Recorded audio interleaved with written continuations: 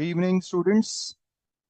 Welcome back to our CA final class on the topic of customs law. Now, in our previous classes, we understood the basics of customs. We discussed on the different types of duties that are leviable under customs. And in the last lecture, we also discussed the very interesting point relating to the interpretation or classification under the customs law, right? Now, today, we go a step ahead and we are going to discuss the topic of valuation. But again, before that, before I start with this topic, any of you have any questions, doubts, please feel free to discuss with me before so that I will be able to clarify your questions or doubts. And after that, I will start with my topic today. Yes, students, you may raise your hand. I will unmute you. You can then, we can have a live discussion and then we will go to the current topic. Yes. Anybody? Ginny, Mamta, Ayush? Anybody has any specific questions, doubts on whatever we studied, we discussed till now in customs? No? Okay. Then let me take you to our today's topic. Now, the topic today is valuations under customs. So if I have just to go to the module is something like this. So it deals with the chapter 4 of our module on customs, which is valuation under the customs law.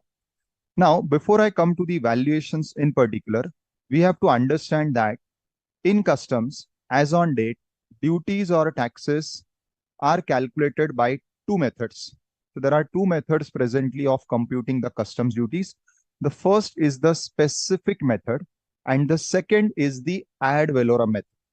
Now, what is the difference between the two? Let us understand.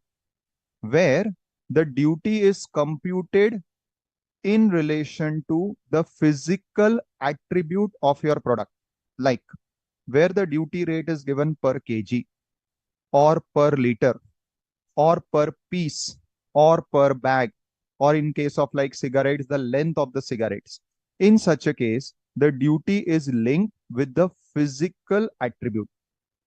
And such a duty is called as the specific duty under customs.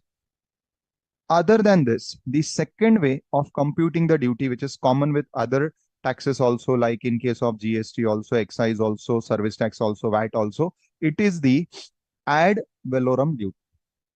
Just now I just referred excise. Let me inform you, students, under excise, there were three methods of computing. One was specific, second was ad valorem, and the third, which was only applicable to customs, was called as the compounded levy scheme, where the duty was linked with the production capacity. Now, interestingly, under GST, we are moving on similar lines as in case of excise. And now here also, for specific goods like pan masala, we have also derived this similar concept of levying duty on the basis of production capacity. But that is not the case with customs. In customs, there is only two methods. First, the specific method that is related to the physical attributes. And second is ad valorem. Now, what is this ad valorem? It is a Latin word which means on value. So ad means on, valorem means value. So where your duty is computed as a percentage of value, as a percentage on value, it is called as an ad valorem duty. Now, whenever there is ad valorem, then only valuation is required.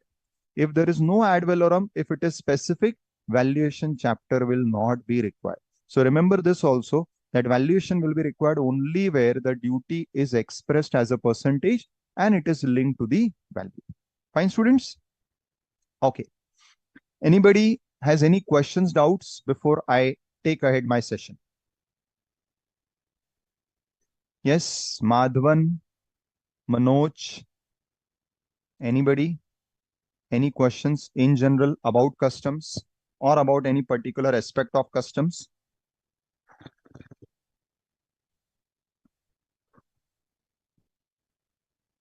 No? Okay. Now let me take you to the topic of valuations. Now here, today, since valuation is having a limited section coverage, that is why I thought that why not today go to the Bare Act as such. So let us go to the Bare Act, which deals with the valuation aspect under the customs law. So we have section 14. Now just to complement, under the GST law, we have section 15. So GST law has section 15 for value and customs law has section 14 for value. Now what it says? It says that for the purpose of Customs Tariff Act or other law for the timing in force, the value of imported or exported goods shall be. So wherever in the Customs Tariff Act or any other law, from wherever you are borrowing or taking the rate of duty, wherever the rate is given or expressed as a percentage, then you need to come to this section, that is valuation. Now what does valuation section says? It says the value of your import or export goods shall be the transaction value. So the main aspect given in this section is the value to be taken is the transaction value.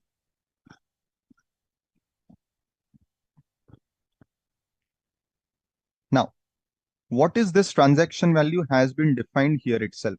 It says that what is transaction value? That is to say the price actually paid or payable for the goods. So it means they are talking about the price at which you are entering into the transaction. So wherever we have to consider the value, the preference is section 14.1 says you will take the price at which you have transacted for that import or export transaction. This is again very similar to what we have in case of GST. In GST also, if you see section 15 focuses on the same thing. It says it has to be the price at which your supply happens. Now, in this case, we have something which is very particularly mentioned, which is not there in any other law, which is this further part. When sold for export to India at the time and place of importation, or as the case may be for export from India for delivery at the time and place of exportation. Now, this part, this particular entire sentence or phrase is very, very important. If you keenly focus on this, you'll understand what further we are going to discuss in this valuation topic. So what it says, we have to consider your price, that is the price at which you have entered into transaction, but this is coming with a rider with a condition. What is that?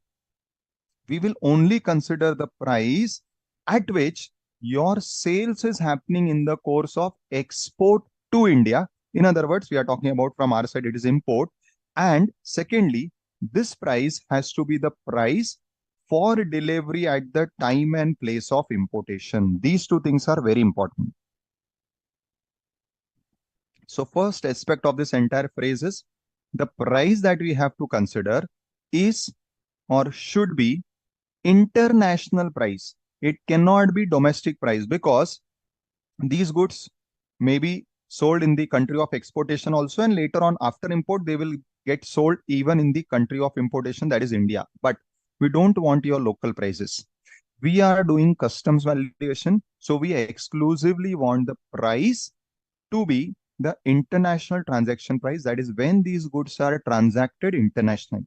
Now see, there can be a very big difference when the same commodity gets transacted locally and when it gets transacted internationally, because when anything gets transacted internationally, there are so many considerations that come into, besides the various legal part, there are many business considerations, there are many economic considerations, there are many political, geopolitical considerations, all come into play when we talk about international transactions. So they say we are going to take the price, but the price has to be an international price. And second most important thing, when we are talking about import, it should be the price for delivery at the time and place of importation. What is this? Now, in this relation, I'll ask you all to fall back on your concepts that you may have studied in economics or similar other subjects where you would have studied the different types of prices. The first type of price is the ex-factory price. The second type of price is the FOB price. And the third type of price is the CIF price. Now, what are these prices? Ex-factory means the price at the factory gate of the supplier. FOB price means the price at which the supplier will bring the goods to the port and upload the goods on the ship or the vessel. So price up to the stage the goods are loaded on the vessel, that is free on board. And CIF prices cost, insurance, freight, which means the price at which the goods reach the Indian port. This is now what is relevant. They say, out of these, which prices we want? The price at the supplier's gate? No. The price at which he has loaded goods on the ship in his country? No. The price at which the goods land in India? Yes. So it is the price for delivery at the time and place of importation. So CIF, you can say, is the price which is the price which we are looking for, because it is the price at which the goods reach Indian soil. But still, this will not be the final price. We also have to add unloading, because without unloading, the goods will not land on our soil. So it is not only the CIF, but just to explain you in the trade parlance, out of these three prices, ex factory, FOB, and CIF, out of these, which prices indirectly they are hinting to? They are hinting towards the CIF price plus the unloading, so that the goods become the goods at the place of importation. Now, along with this, they have also mentioned for delivery at the time of importation. So we do not want price which is 6 months old price. See, again, what happens many times as we proceed with this topic, you will realize that the prices that we want to consider may not be available immediately. So we have to go back in past for earlier transactions. This is where the law says you cannot go back for a very long period, because we want the price which is nearest to the time of importation. So both these things are very important. So the price should be the price at which the goods reach the Indian soil. And second, the price should be the price at or around the same time when these goods are imported. And same case in case of export, for export from India for delivery at the time and place of exportation. Fine. Now, the next condition is the buyer and seller of goods are not related. Now, the same condition you will find in GST valuation also. And third, price is the sole consideration for the sale.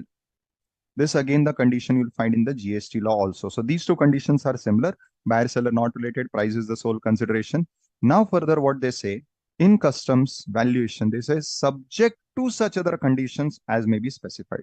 So there could be further more conditions that would be added. As we proceed, you'll get to know that besides these three conditions that we saw, one, international price at the time and place of importation, two, buyer seller not related, and three, price is the sole consideration. Besides this, we will have more conditions that we are going to study. And for this, you have to go to the rules made in this behalf. Now, provided that such transaction value in case of import of goods shall include, in addition to the aforesaid price, any amount paid payable for certain expenses. Now, this is the most important part. Again, if you link this with GST, you will find that the similar point appears in GST in section 15 bracket 2, which says that certain items have to be added to the price. Same thing is mentioned over here in the proviso, that whatever transactionally you are talking about above, that is the price which is fixed between you and me, that is okay. But in case of imported goods, certain things have to be included or added in your above price. And what are these certain other things? Amount paid or payable for certain costs and services. Now, what are these? That is what we have to study further. They have given some example like commission, like brokerage, like engineering, design work, royalty, license fee, cost of transport, etc., etc., etc., etc. And what are these, or how much of these charges have to be added? To the extent and in the manner specified in the rules made in this behalf. So as I said, first, for certain conditions, we have to go to rules. Second, for all these additions, what all additions have to be done, to what extent, all these things will be specified in the rules. Fine. Now, further, the third thing you will find in rules is, so one thing you will find in rules is additional conditions. Second, what are the expenses that have to be added? Now, the third point that you'll find in the rules is provided further that the rules made in this behalf may further provide for. What else would be provided? One, when you will say that the buyer and seller are related, because related can be a problem. So rules will specify when a buyer and seller is said to be related. Interestingly, the manner of determination of value in respect of goods when there is no sale. Now, this is something interesting. So the rules will also provide ki how you will determine value where no sale has happened in the first place. Now you will say, sir, what is the scenario where no sale has happened? Answer is simple. I am getting the goods from my own branch. I am getting my goods from my own office outside, or I am getting back my own goods which I had sent in the first place, let us say for exhibition or something. So there are so many scenarios where the goods which are coming to India may not be coming in the course of sale because both the parties are one and the same. How will you determine the price? Now, interestingly, linked to this point, let us understand one interesting point. When we talk about GST law requires that there has to be supply. In fact, this was a question asked by somebody in my previous class also. Whereas there is no such condition mentioned under the customs law. In fact, in the customs law, even a sale is not a compulsion. So where I am getting my own goods, that will also be liable to customs duty as specified. I'll give a very simple and easy example of to explain you this. Many times you would have heard that if somebody is traveling outside India and you buy certain items and you bring it to India, you may have to pay customs duty once the items that you have brought to India exceeds a certain value. This is what we are going to study in the baggage rules section. So what is this point? There are conditions, there are rules where whatever baggage you are carrying along with yourself. See, whatever you purchase outside is now your personal baggage. It is your personal luggage. But the laws say that under the baggage rules we are going to study that once this exceed a particular limit, a particular amount, you will have to pay duty on that also. Now, this is the best example where there is no question of a sale because those goods belong to you. You have already purchased them outside India. Now they are your own personal goods or they are goods of your own use and you are bringing it into India. In such a case also, wherever you exceed the specified limits, you will be required to discharge custom duty. So these are some cases to highlight you that in customs, sale is never a condition. The only condition is import-export, and the definition of import is bringing into India. There was no word like buying, selling. So it is simply physically bringing into India. Fine.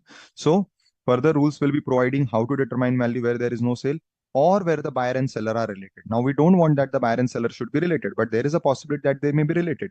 Once they are related, you may reject the transaction value because transaction value condition is the buyer seller should not be related. But even if you reject that, then what will be your value? How that would be determined? Again, you go to rules. Again, how value will be determined where price is not the sole consideration.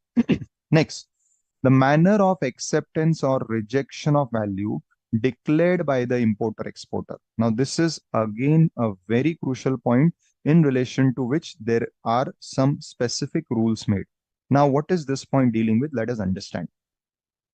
Ultimately, whatever transaction value we are talking about, let us say all these conditions are satisfied, we are not related, price is the sole consideration, everything done. But then what is the price of my goods? What is the transaction value? It is ultimately something which I am going to specify by producing documents. Now, there is a very good possibility, rather it is happening commonly in customs. These are one famous cases of customs, like how in GST you have the fake invoicing cases or such bill trading cases. Similarly, in customs, the most common area of litigation and of tax evasion is undervaluation. So what is of 200? On the box itself, they will print only 50. The bill also they will show of rupees 50. Now, in such a case, where everything is fitting in the four corners of the law, still by experience or by some information, the custom officer knows that you are cheating on the value, then the custom officer should have some powers to deny, to reject your value. So in this relation also, there are rules. In fact, there are latest 2023 rules which deals with manner of acceptance or rejection of the value which is declared by the importer exporter as the case may be. When? Where the proper officer has reasons to doubt the truth accuracy. But then how this can be done? See, anyways, anytime the officer cannot stand up and say that I don't believe in your value or I doubt your value, because in that case, nobody will be able to do import and export smoothly. Every time some or the other officer will create some nuisance. So that should not happen. That entirely everything should not be within the powers of the officers. That is why rules have to be framed to determine how this acceptance or rejection will happen, and wherever the officer has doubts, how this can be proved and how it can be taken ahead. Next, very important point, I want you all to keep this in mind, that such price shall be calculated with reference to rate of exchange. Now, all international transactions, 90% of them will not be in Indian currency. Only few of them are presently happening in rupees. But other than those, 90% of the transactions which are happening in other foreign denominated currencies, for them, you require a rate of exchange. Now, remember one thing, rate of duty, rate of exchange are two different things. For rate of duty, if you remember, we studied in section 15 earlier in the previous chapter itself that the rate of duty shall be the rate of entry inwards or filing of shipping bill, whichever is earlier. And in case of warehouse goods, it would be the date of the ex bond bill of entry. So it is bill of entry or entry inwards, whichever is earlier in case of home consumption.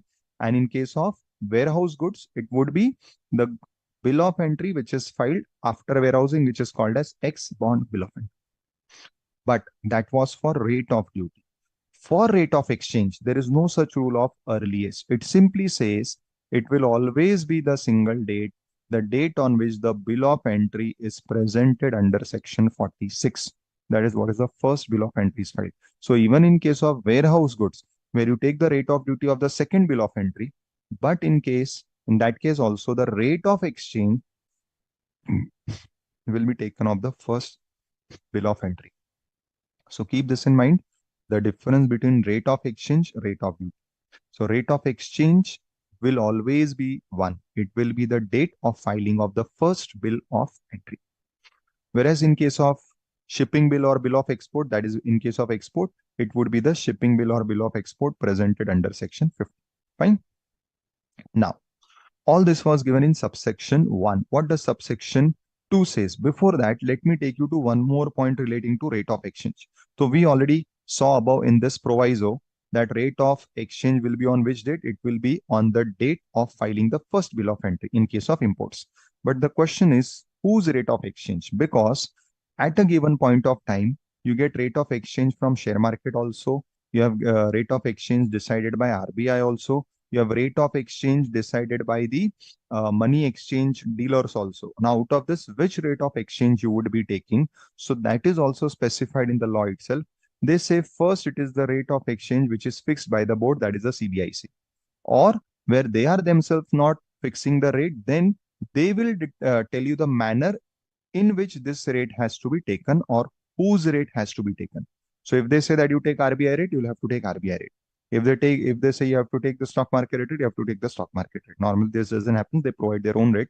But just to tell you, so what is the rate of exchange that has to be taken? It is only the rate of board or the rate which the board specifies. So either board will give the rate or it will tell you whose rate has to be taken. Now, coming to subsection 2. Notwithstanding anything contained in subsection 1, if the board is satisfied it is necessary to do, it may by notification in the official gazette fix tariff values. Now, what are this? This is again a concept common in excise, common in customs, and now also finding a place in GST. What are tariff values? See, first is the value at which we trade. That is our transaction value. That is the commercial value. But only for the purpose of computing tax and duty, the government may fix up their rate. Now, these rates, even though they are fixed by the government, they are not for doing our business. Our business remains at our rate. But for the purpose of computing their tax or duty, the government may give their own values. These values, that is the price which the government will give, which will be used only for the purpose of computing value, will be called as tariff value. So what are tariff values? Tariff values are the values which are given or fixed by the government. They are not for all goods. They are only for some specific goods. One, where the government feels that there is a lot of fluctuation. So taking your actual price may always be questionable. Second, where they see there is a set history of some tax evasion or regular litigation, they may fix up their own values or price. Again, I repeat, these prices are not for you to use in your business. You can use any price for doing your business, that is open to you. Only for the purpose of computing the tax, this price will be used. So subsection 2 says that in you will not go to subsection 1, you will not go to transaction value or valuation rule where the value is determined by the government itself. I hope this is clear to all. Anybody having any questions relating to this, please put across before I take you ahead in this topic.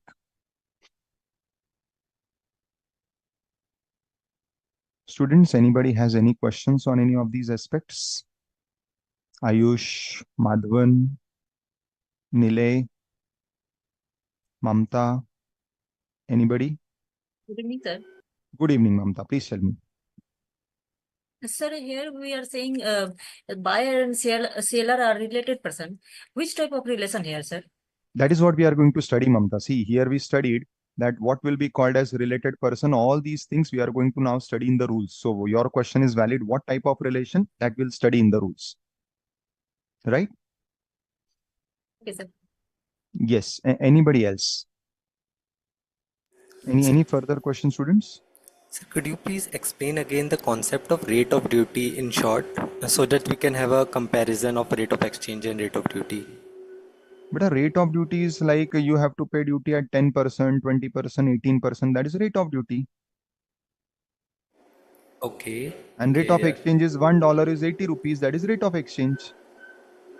all right. So there is nothing related to customs in that. The simple parlance, we have rate of exchange and rate of duty. It is it. No, beta. See, rate of exchange and rate of duty, both are used in general sense also, and now here in sense of customs also.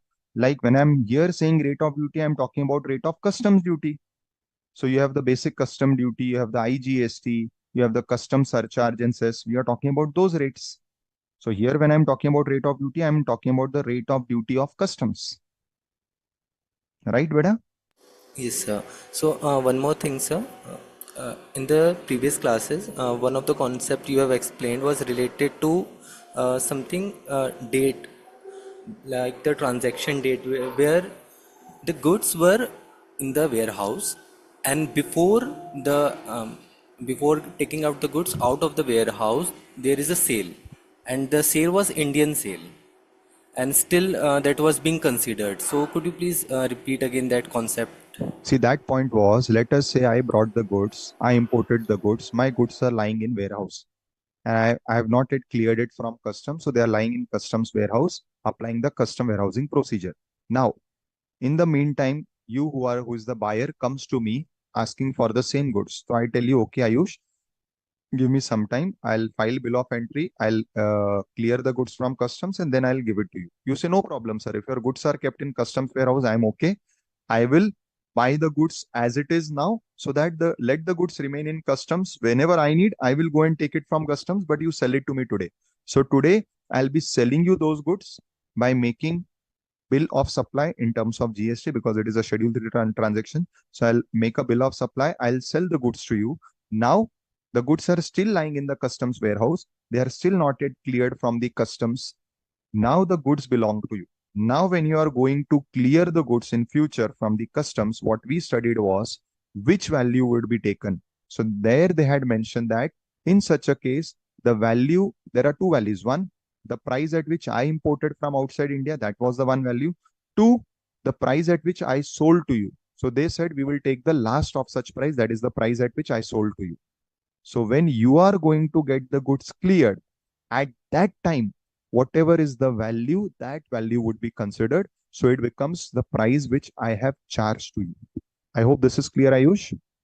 Yes, sir, this is clear. So in section 14, we have the term that the time and place of importation.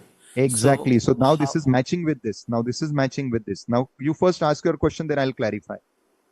no, sir, I was a little confused that if we are valuing goods at the time and place of importation, then why we are again considering the transaction? Very good. Now here, it's good that you raise this point. And it is good that this type of technical question came to your mind. See, this is what I emphasize when I was explaining this. If you remember today, I paid around 5 minutes time only on this phrase. Why? Because all these technical questions answer are hidden over here. When the law says, I want to take the price for delivery at the time of importation. Now, what is the time of importation? This is important. Now, try to recall my first session when we discussed that what is import? Import is bringing into India. But what is India? India is that 12 nautical miles imaginary line in the sea. Then we went to 2, 3 decisions which were given in Kiran spinning mills, Apar industry, where the Honorable Supreme Court said that for all practical purposes, when the goods enter that territorial boundary, importation only starts. Importation will conclude when you clear the goods. In short, now, effectively, as per those Honorable Supreme Court decisions, time of importation is not when the goods are coming into India. Time of importation is when you are clearing the goods. Now, when are you clearing? In this example, I did not clear the goods. My goods are still kept in the customs. So still these are not yet cleared. Still they are under customs control. You go and clear the goods from customs. Now you apply this same phrase. What will be the value at the time of importation? When is importation happening? As per those decisions of Honorable Supreme Court, importation is happening at the time of final clearance. Now, when you go and clear the goods, that is the time of final importation. Now, if you link it with this point, it will match. Yes, sir. Got it. Perfect. Yeah, thank you, sir. I hope so. Now, in fact, I think you had raised the similar question last lecture also, right? Sir, But that maybe was today you would have got more clarity because yeah, of now reading now this. it is completely clear, See, sir. law is like this only. Many times we are studying law at different points of time in different sections, but certain answers you get more concrete when you read the further part of the law. So I hope this is clear to you. Yes, sir, indeed. Thank you. Perfect. Perfect. Anybody else? Anybody else has any doubts on this? Yes. Anybody? I request all, because see, now you all are CA final students. So start speaking up. Let the lecture be more open and interactive, so that such doubts which are not straightforward answered in any book, in fact, not in many of the classes also, let us have a candid discussion so that your doubts will get cleared from the core. And then understanding all such technical or so-called difficult concepts would become easier once you understand these very specific pointers. Yes, students. Anybody? No? Okay. Now, as we saw in this entire section 14, the entire thrust or the continuous references of rules, rules, rules. Everywhere they are mentioning about rules. So what are these rules? So in this relation, the rules that we have is called as, in short, the valuation rules. In detail, it is called as the custom valuation, determination of value of the imported goods rules 2007. Now, these rules were drafted and were implemented to support section 14, whatever value or whatever concept section 14 is trying to bring about. So, firstly, rule 1 is the title commencement. I'm not going to that. Rule 2 is important, which deals with definitions. I'll take those definitions as we require, right? Now, let me start with the first definition, which is of transaction value. What it says, transaction value means the value referred to in subsection 1. So we already saw the definition. It is the price paid or payable for goods when exported to India for delivery at the time and place of importation, where buyer seller not related, price is the sole consideration. So the same definition means there is no other definition. Now coming to, I think Mamta or somebody has asked, sir, relation kya hai? So this is the relation. Rules under sub-rule 2 have defined related person. What it says, for the purpose of these rules, person shall be deemed to be related if. Now, when they are deemed to be related, if they are officers or directors of one another's business, they are legally recognized partners, or they are employer-employee. Do you find this similar to some other related definition? Have you read any similar definition somewhere else of related person? Students. Now see, you have studied income tax law in Inter. You studied the customs, you're studying, sorry, the customs now, and you also studied the GST law. In all these laws, there is a concept of related person. Excise also it is there, but we are not having it in our syllabus. So, do you remember reading similar definition of related person somewhere else?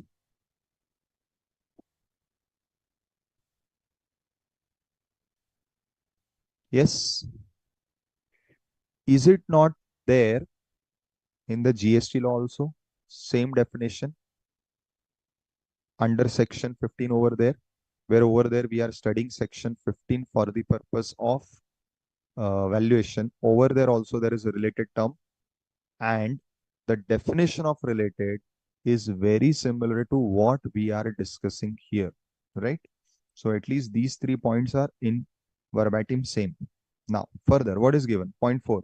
Any person who directly or indirectly owns, controls, holds 5% or more of your outstanding stock or shares. It simply means who is having at least 5% of your shares. Then one of them directly, indirectly control another. This is again there in GST. Both of them directly, indirectly controlled by third person. Together they directly, indirectly control third person, or they are members of the same family. All this is there in the GST also, right? Again, similar explanation. The person also includes legal person and person who are associated in business of one another. Now, this is not there. This is not there in GST. Person who are associated in the business of one another. How? In that, one is the sole agent, sole distribution, sole concessionaire, however described, or of the other shall be deemed to be related for the purpose of these rules. So if you are my sole agent, that is whatever I'm selling only through you. If you are my sole distributor, that is whatever the company is selling will first go to you, and from you it will go to all other wholesalers. Then you and me are said to be related persons. This point is not there in the GST law. So except this point, otherwise majority of this part is similar between customs and GST valuation. That is the definition of the related person. Now, we had in the section 14 mention of certain conditions that there could be certain more conditions. What are those conditions? They are given in rule 3. Further, if you remember in the rules, they had mentioned that there would be addition of certain cost. What are those costs that we are going to study in rule 10? So these are the 2 rules of which there was a direct reference in section 14. One, that there could be additional conditions. 2, there could be this particular point that certain cost like commission, like brokerage, like any type of royalty, all these have to be added. But what are these costs and to what extent they would be added are mentioned in these rules. So let us go to these rules. So we start with rule 3. What it says? Subject to rule 12. The value of imported goods shall be the transaction value adjusted in accordance with provisions of rule 10. Now this rule 10 gives the rule for various costs. Now, before we go to those costs, there are certain conditions, those additional conditions. What are they? The value of imported goods under sub rule 1 shall be accepted provided. So in short, we will take your transaction value, we will accept your transaction value only if these additional conditions are fulfilled. What are they?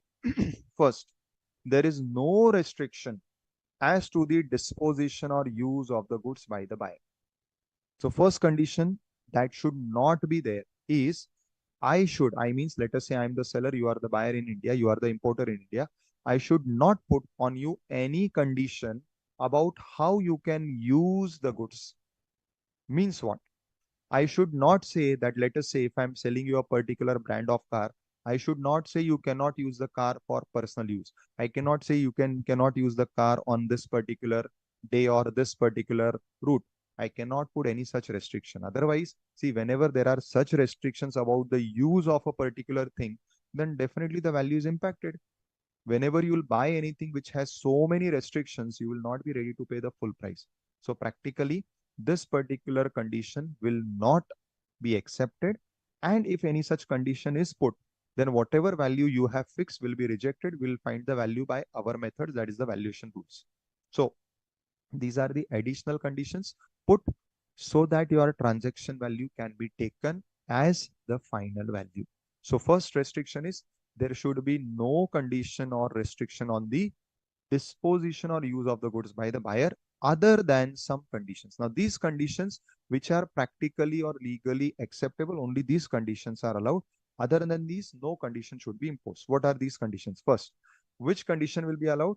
Conditions which are imposed or required by law or by public authorities in India. So let us say a particular type of drug you are importing. Now, drug does not mean drugs only, it means medicines also. But those particular medicines can be sold in India or can be used for any formulation in India only in respect or in relation or with concurrence with the Drugs Control Act in India. So when such a restriction is already there in India, and I ask you or put the same condition ki Baba, I am selling you this drug, but this is not a common use drug. You will be using it or you will be applying it in your medicines only as per the laws of India. Then such a condition, if I'm putting on the use, there is no problem because that is a condition anyways required legally. Second, I can also put such a condition like limiting the geographical area in which you may resell the goods. Now, what is this condition? Let us say I'm selling the goods to you, you are in India. I'm also selling the same goods to Bangladesh and Sri Lanka, which are nearby countries to you. Now, maybe I'm giving you a favorable price because you are my regular importer, you are my bulk importer. But when I'm selling the same goods to Bangladesh, Sri Lanka, I may be charging a higher price. Now, it should not happen that you yourself come and compete with me in Bangladesh and Sri Lanka. So I can put on you such geographical restrictions that, okay, I'm selling you these goods at rupees 100 or $100, but with the condition that you will not sell or resell these goods in particular geographical area where maybe I am selling them at 200.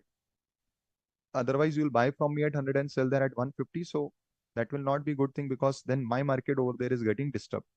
Third, any such condition which do not substantially affect the value of the goods. Now, there could be so many conditions which I may put that, okay, whenever you are using these goods should always be preserved in a particular condition, like in such a temperature, it should not be in direct contact of sunlight. Such normal conditions you will find on so many articles. And these conditions have no impact on value, rather they are necessary so that your goods are in good condition.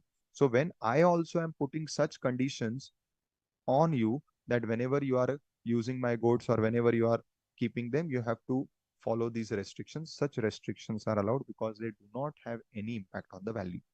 Except these three conditions, there should be no other condition put on the use of these goods. If I put any such condition besides these, then the value which you and me have fixed, that is a transaction value, will not be accepted. You have to go to the valuation rules. Second, what could be the other conditions which can affect our transaction value? That is, transaction value can be rejected if the sale or the purchase price is not subject to, one second, Jean. The sale or purchase price is not subject to some condition consideration for which value cannot be determined. Now, if the sale price which is agreed between you and me is in such a manner that it cannot be valued, you cannot determine the value for it. Let us say, I am ready to sell you a particular technology. In consideration, what I am demanding that, okay, you take care of my children and parents who are in India. This is my consideration. Now, there is a consideration, but the problem is, can it be converted into monetary terms? Answer is no. So when such a condition or consideration is put, which cannot be converted into monetary terms, then obviously how you'll find out the transaction value. So obvious condition B is that our price should not be fixed in such a manner for which there can be no value determined. Second example of this is we determine our price in such a currency which cannot be converted. So there are so many currencies of which we are not even knowing. And I'm not talking only of the Bitcoin type of currencies. I'm also talking about regular legal currencies, but it is of such a country where nobody trades. So there is no there is no exchange value fixed for such currencies. So if we are fixing our price in such currencies for which there is no exchange value, then again the question is how you will determine the value or the price. So if any such type of price or value is put, your transaction value will be rejected. Yes, Jeannie. Sir, actually, due to some network problem, your voice has been stuck in my PC. Then you please again explain this third point. Do not substantially affect the value of the goods. But it simply is that when you buy anything from the market, you find certain restrictions on use. You remember reading it on the cover box of the product. It says that you should not keep it in direct sunlight. You should not store it in heated temperature. Such conditions are there which never has any impact on the value. In fact, they are basic or necessary conditions for maintenance of the goods. So if similar conditions I have put, that is acceptable. There is no problem. Is this fine, beta? Yes, sir. Thank you, sir. Now, third condition is what? No part of the proceeds of any subsequent resale, disposal, or use of the goods by the buyer will accrue directly, indirectly to the seller unless appropriate adjustment can be made. Now, this is again interesting. Let us say today I am selling you these articles for $100, but I am putting a condition that if you replicate my articles, that is, if you make a copy, then you have to pay me extra $50 per copy. This is a condition which I have put relating to its resale or disposal or use. Firstly, can I put such a condition? Answer is there is no such restriction that I cannot put such a condition. I can put such a condition. The only restriction put is that an appropriate adjustment can be made. That is, the condition which I have put today should be such which can be appropriately valued. Like I have already mentioned that if you make a copy of this, then extra $50 will be chargeable. So it is valued. However, if I put a condition that tomorrow if you resell, then you will have to face consequences. I will sue you in the court, etc. There can be no value for such a condition. Similarly, if I say that if you resell, then you will have to give me X percentage of the profit, which will be calculated in this manner, and the calculation is very complicated. In such a case also, we will say that no appropriate adjustment can be made. It means, see, if you can observe this, especially this rule B or condition B, condition C, you will find that both the conditions are basically aiming at one simple point, that whatever value you are fixing today or whatever value you want in future, keep it in such a manner that it can be converted into money terms appropriately. Because if that valuation cannot be done, if whatever consideration you are demanding, if that cannot be monetized, they cannot be converted into money terms, then what is the use? How will we be able to fix or determine the price? So that is what B and C means, that whatever value you choose, let the value be such that it can be monetized. If your value cannot be monetized, if we cannot determine the money value of it, then the transaction value is rejected. You will have to compulsorily follow the valuation rules. Then comes a very interesting point D. This condition was already there in section 14, that the buyer and seller are not related. Now, what is new? The new is, or where the buyer and seller are related, the transaction value is still acceptable. So this is something new. So originally 14 said that buyer seller should not be related. The same thing is repeated over here. But here they have said that even if they are related, now this is interesting. So first, buyer and seller should not be related. But then they are saying, even if they are related, still I will accept your transaction value. But when I will accept your transaction value? As per sub rule 3 below. So first try to find out or try to ensure that you are not related. But even if you are related, still you need not go to the valuation rules. I will accept your transaction value, but do something which is given in sub rule 3. What does sub rule 3 says? It says, where buyer and seller are related, the transaction value shall be accepted, provided the examination of circumstances of the sale of imported goods indicate that the relationship did not influence price. So what it says, see, there is no problem in between in the buyer and seller being related. There is very good possibility that the buyer and seller can be related in many transactions. But that does not mean that we are not having our business transactions at fair price. So if despite of being related, if we are entering into our transaction at fair prices, then why should the lawmakers have a problem? So that is what is specifically mentioned over here, that in case you are related, we will still accept your price if you prove that your price is fair price. Your relationship did not lower the price. It has not led to some type of undervaluation. We will accept your price.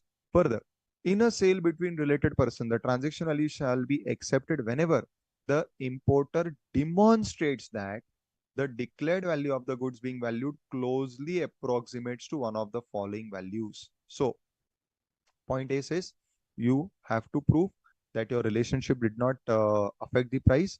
Point B says indirectly how you can prove this. Simply, we are going to study the valuation in the valuation rules below. You have to simply prove that the value which you are declaring means the transaction value which you are claiming on your invoice, that closely matches with the value which anyways will we are going to study in rule 4, rule 5, rule 6. What are these rules? The values are transaction value of identical or similar goods, then deductive value or computed value. See, these are the values which we are going to study below. So simply what you have to do is you have to prove, you have to demonstrate that your value, declared value means what you have declared on your invoice, and in our language transaction value is closely matching, is closely approximating the value which anyways you will find below by applying the valuation rules. If you prove this, no problem. Anyways, what was my purpose? I would have gone to valuation rules below 4, 5, 6 and determined the value. If you are already proving to me, demonstrating to me that your transaction value is already near, not exactly same, it will anyways not be same. It is somewhere near to your valuation values. What is my problem? I'll still accept your value. So this is what is sub rule 3 saying. So basically, first condition, let your buyer seller be unrelated. But in case they are related, two conditions. One, you have to prove that relationship is not influencing price. How do you prove? Show them the market. See, in other transactions also, let us say in your case only, where you are buying from unrelated persons or where I am selling to unrelated persons, similar price I am charging. Two, you can demonstrate that your price, that is the transaction value, is matching with the other valuation rules. These are the two ways how we can prove them that the price is genuine, is fair. And in that case, even if we are related, our transaction value will be accepted. Further, provided that in applying the values used for comparison, due account shall be taken of demonstrated differences in commercial level, quantity levels, etc. What is this? I'll explain later because the same point will be repeating in 4, 5, 6. So I'll explain what is this commercial level, quantity levels, etc. Then substitute value shall not be established under provisions of clause B under this subrule. So when we are talking about this B, that you have to prove that your valuation values are closely approximating. While doing this, you cannot take substitute values. So don't take substitute values. The values which you are getting from these valuation rules, only those values have to be taken. No other substitute values can be taken. Next, if value cannot be determined under provisions of subrule 1, the value shall be determined. Now, this is important, by proceeding sequentially through rule 4 to 9. So, rule 3 was you take your transaction value after you satisfy these conditions. Now, let us say because you do not satisfy any of these conditions, your transaction value is rejected. Now, if your transaction value is rejected, then what you have to do is you have to follow the rules, the valuation rules, but they have to be followed only in strict sequence. 4, 5, 6, 7, 8, 9. You cannot skip the sequence. However, there is an exception. In the last two rules, they have allowed you to swap the sequence. But except that, for all other 4, 5, 6, you have to compulsorily, strictly go in sequence. Any questions up to this point before I proceed? Yes, students, anybody having any questions? Ankita, Madhavan, Mamta, Nilay, Ayush, Ginny, anybody? No? Okay. Now, before I take you to the valuation rules, let me first complete transaction value only.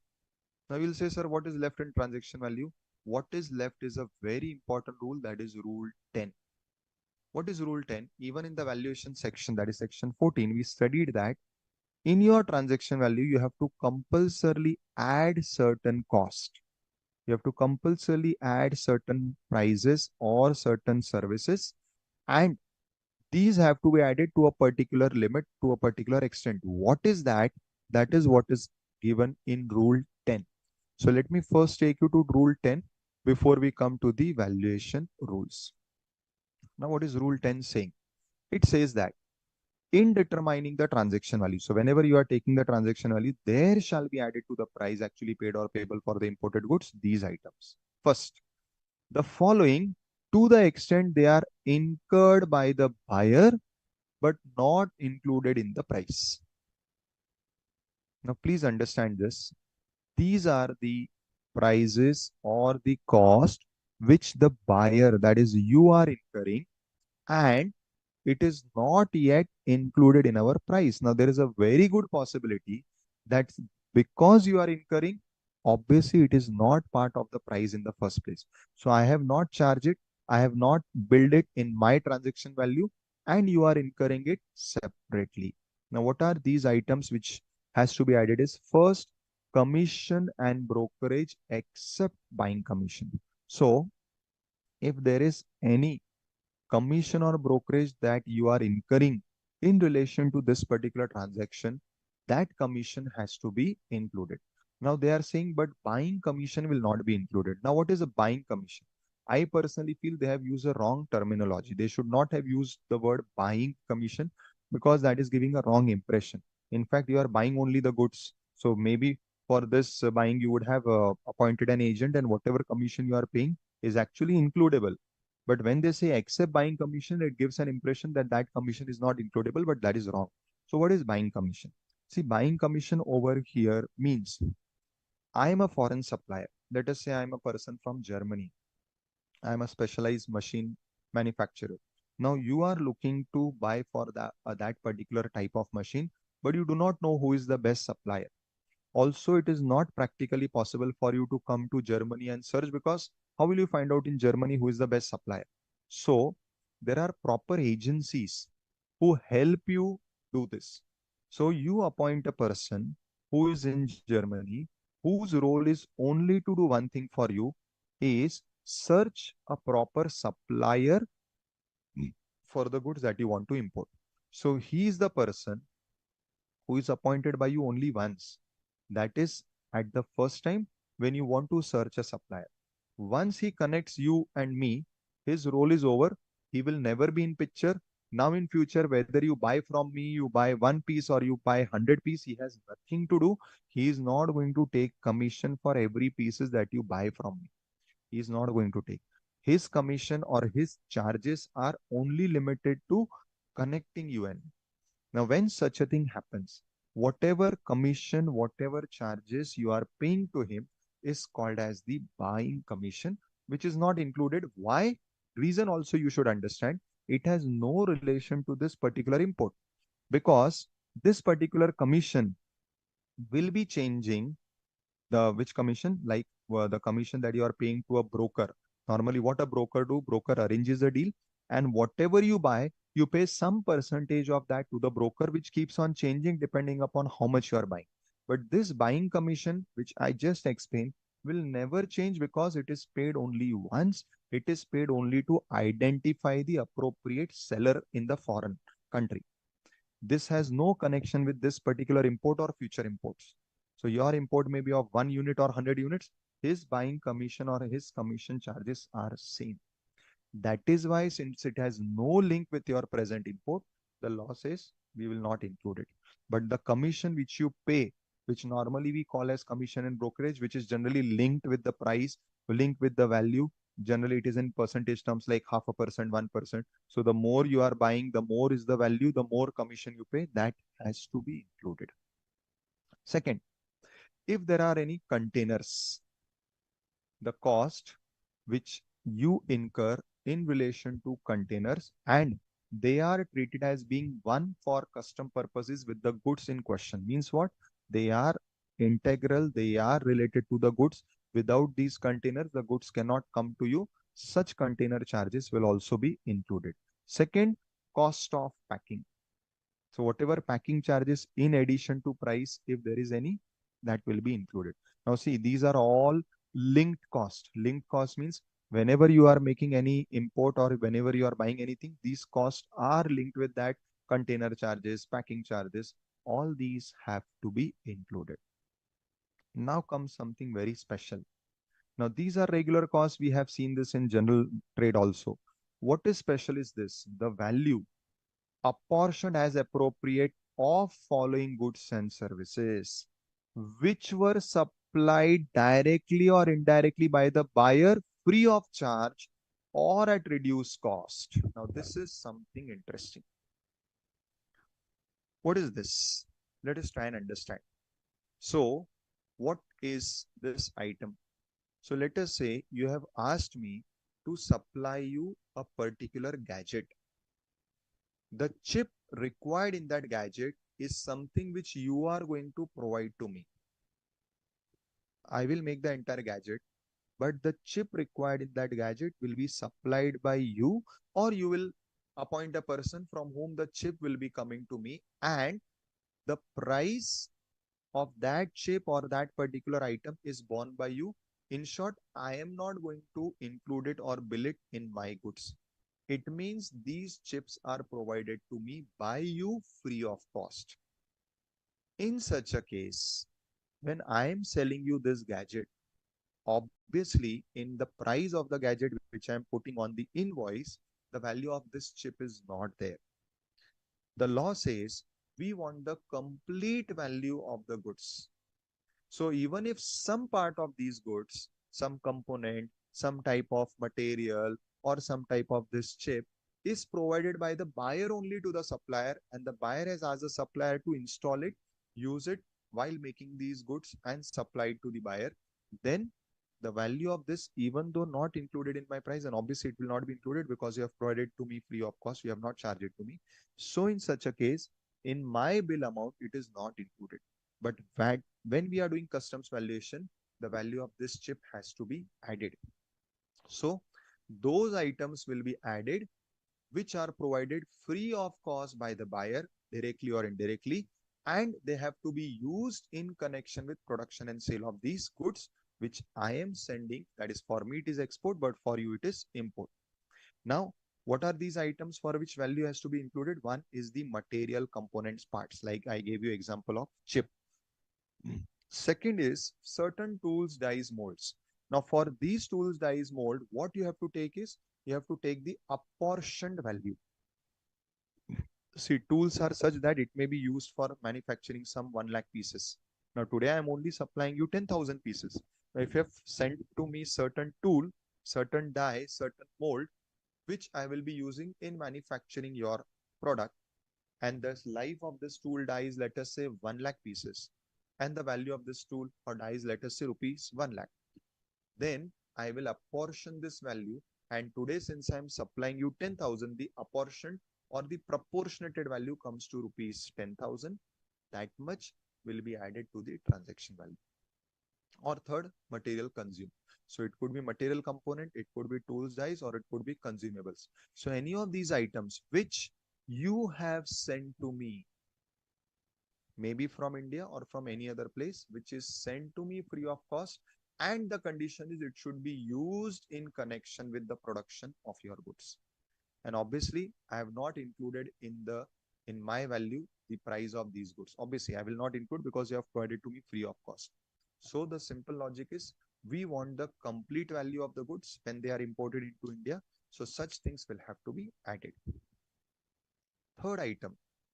Next item is, let us say you have carried out some engineering, design work, artwork, etc., and these are carried out elsewhere than in India, and they are necessary for production of the imported goods.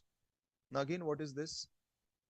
Again, for this particular same example, the gadget which you want me to supply to you, the entire technical sketch of this gadget, you have got it made from a person sitting in Japan.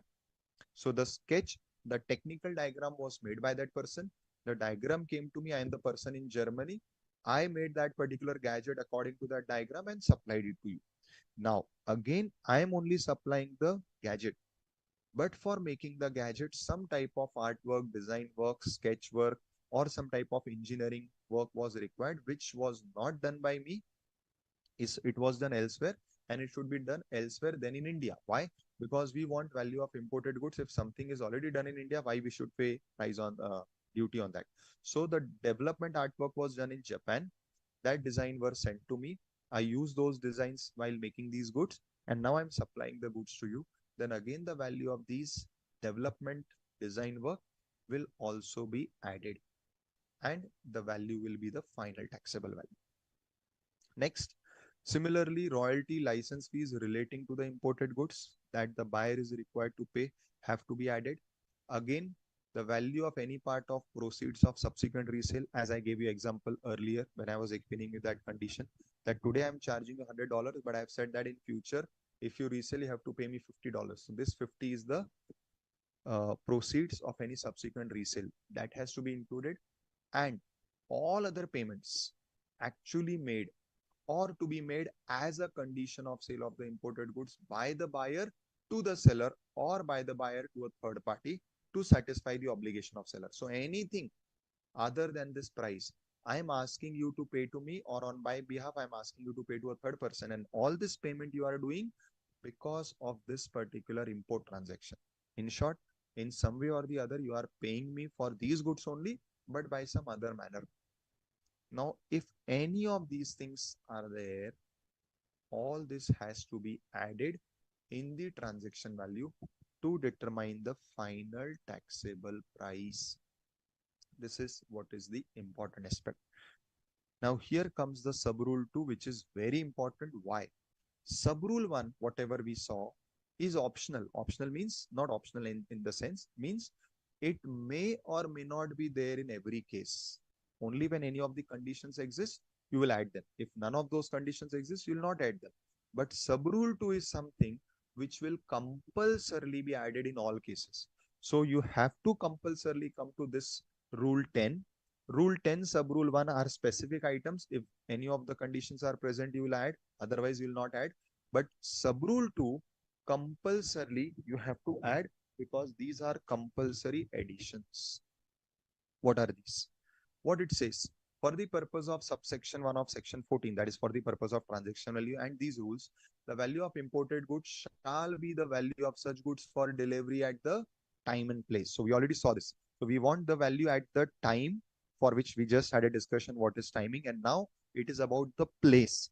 Now when I'm saying I want the value at the place of importation, so what will be the value at the place of importation? It simply means all expenses incurred to bring the goods up to India, up to the stage they are unloaded and they land in India. Now, what are these expenses? First is the cost of transport from your place to Indian port. Then the value for loading, unloading, handling charges, which are associated with the imported goods. Once they reach the port, they have to be unloaded.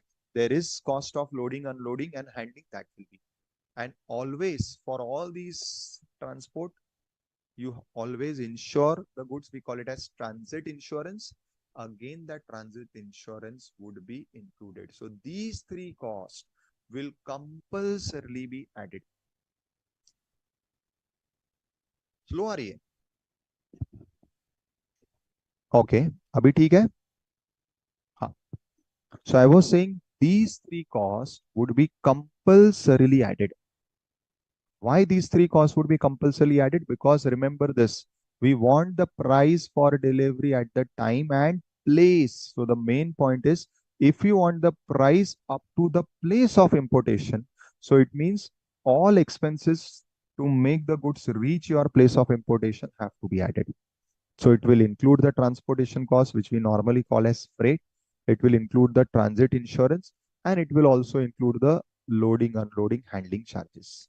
Now, there are certain limits provided as to up to what extent these prices have to be added. So, where the cost of transport as referred in clause A is not ascertainable. Now, this is important. if you are not given the cost of transport in the sum. So they have said that the price is FOB. So firstly, what is FOB? FOB I may mention or explain at the start. It is the price at the place of the exporter. He has loaded the goods on the ship. Up to that, the price is FOB. And 99% of your transactions are FOB. So if the price is FOB, it means these three costs are not included. Keep this in mind. And if the price is CIF, it means they have included insurance and transport, but they have still not included loading unloading. So remember, this CIF will still be adjusted for loading unloading. But generally, as I said, mainly the prices are FOB. So if it is a FOB, it means these three, all three are yet to be added and you have to add it. Now, if in the sum, they have given you the transport charges, fair enough, you'll add it. But if the transport charges are not given in the sum, then the law says you will take 20% of the FOB value as the transport charges. So you will take 20% of the FOB and this will be added towards the freight. Now, interestingly, there is a proviso relating to this. So I'll first come to that proviso.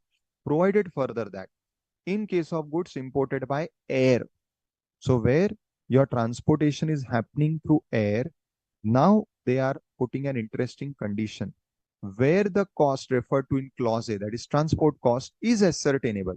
So here now they are saying your cost is ascertainable. Such cost shall not exceed 20% of FOB. So interestingly, the first point is where this cost of transport is not ascertainable. So if you are not knowing the cost of transport, it has to be 20, no problem. So 20 is to be taken as your freight wherever freight is not given in the sum. That is okay. And FOB 20% is of the FOB. But the freight is given in the sum. Then first rule, don't do anything. Freight is given, add the freight as it is. But check whether your transport is by air. If your transport is by air and freight is given, you will not add the complete freight. You will compare whether the freight is within 20% limit. If the freight is within 20% limit, you will add it. But let us say your FOB value is 10,000 euros and the freight given is 2,500 euros. Now what? First check whether the transport is by air or by sea. If it is by sea, you will add entire 2,500, no problem, no restriction. But if it is given the transport is by air, then you will not add 2,500. You will take only 2,000, which is 20% of the FOB. I hope you have understood this point. So this is relating only to the freight. If freight is not given, you have to take 20%. If given, then check whether the case is air freight or sea freight. If sea freight, add whatever is given, no limit. But if it is air freight, you can add maximum 20%. I hope I'm clear with this. Fine, students? Now comes the second cost, which is for loading, unloading. What is given? The charges referred to in clause B, that is loading, unloading, shall be 1% of FOB plus transport plus insurance. That is, in short, you have to find out CIF, which is FOB plus insurance plus transport. And of this CIF, you will take 1%. Now, this is interesting. This 1% is not optional. It is compulsory.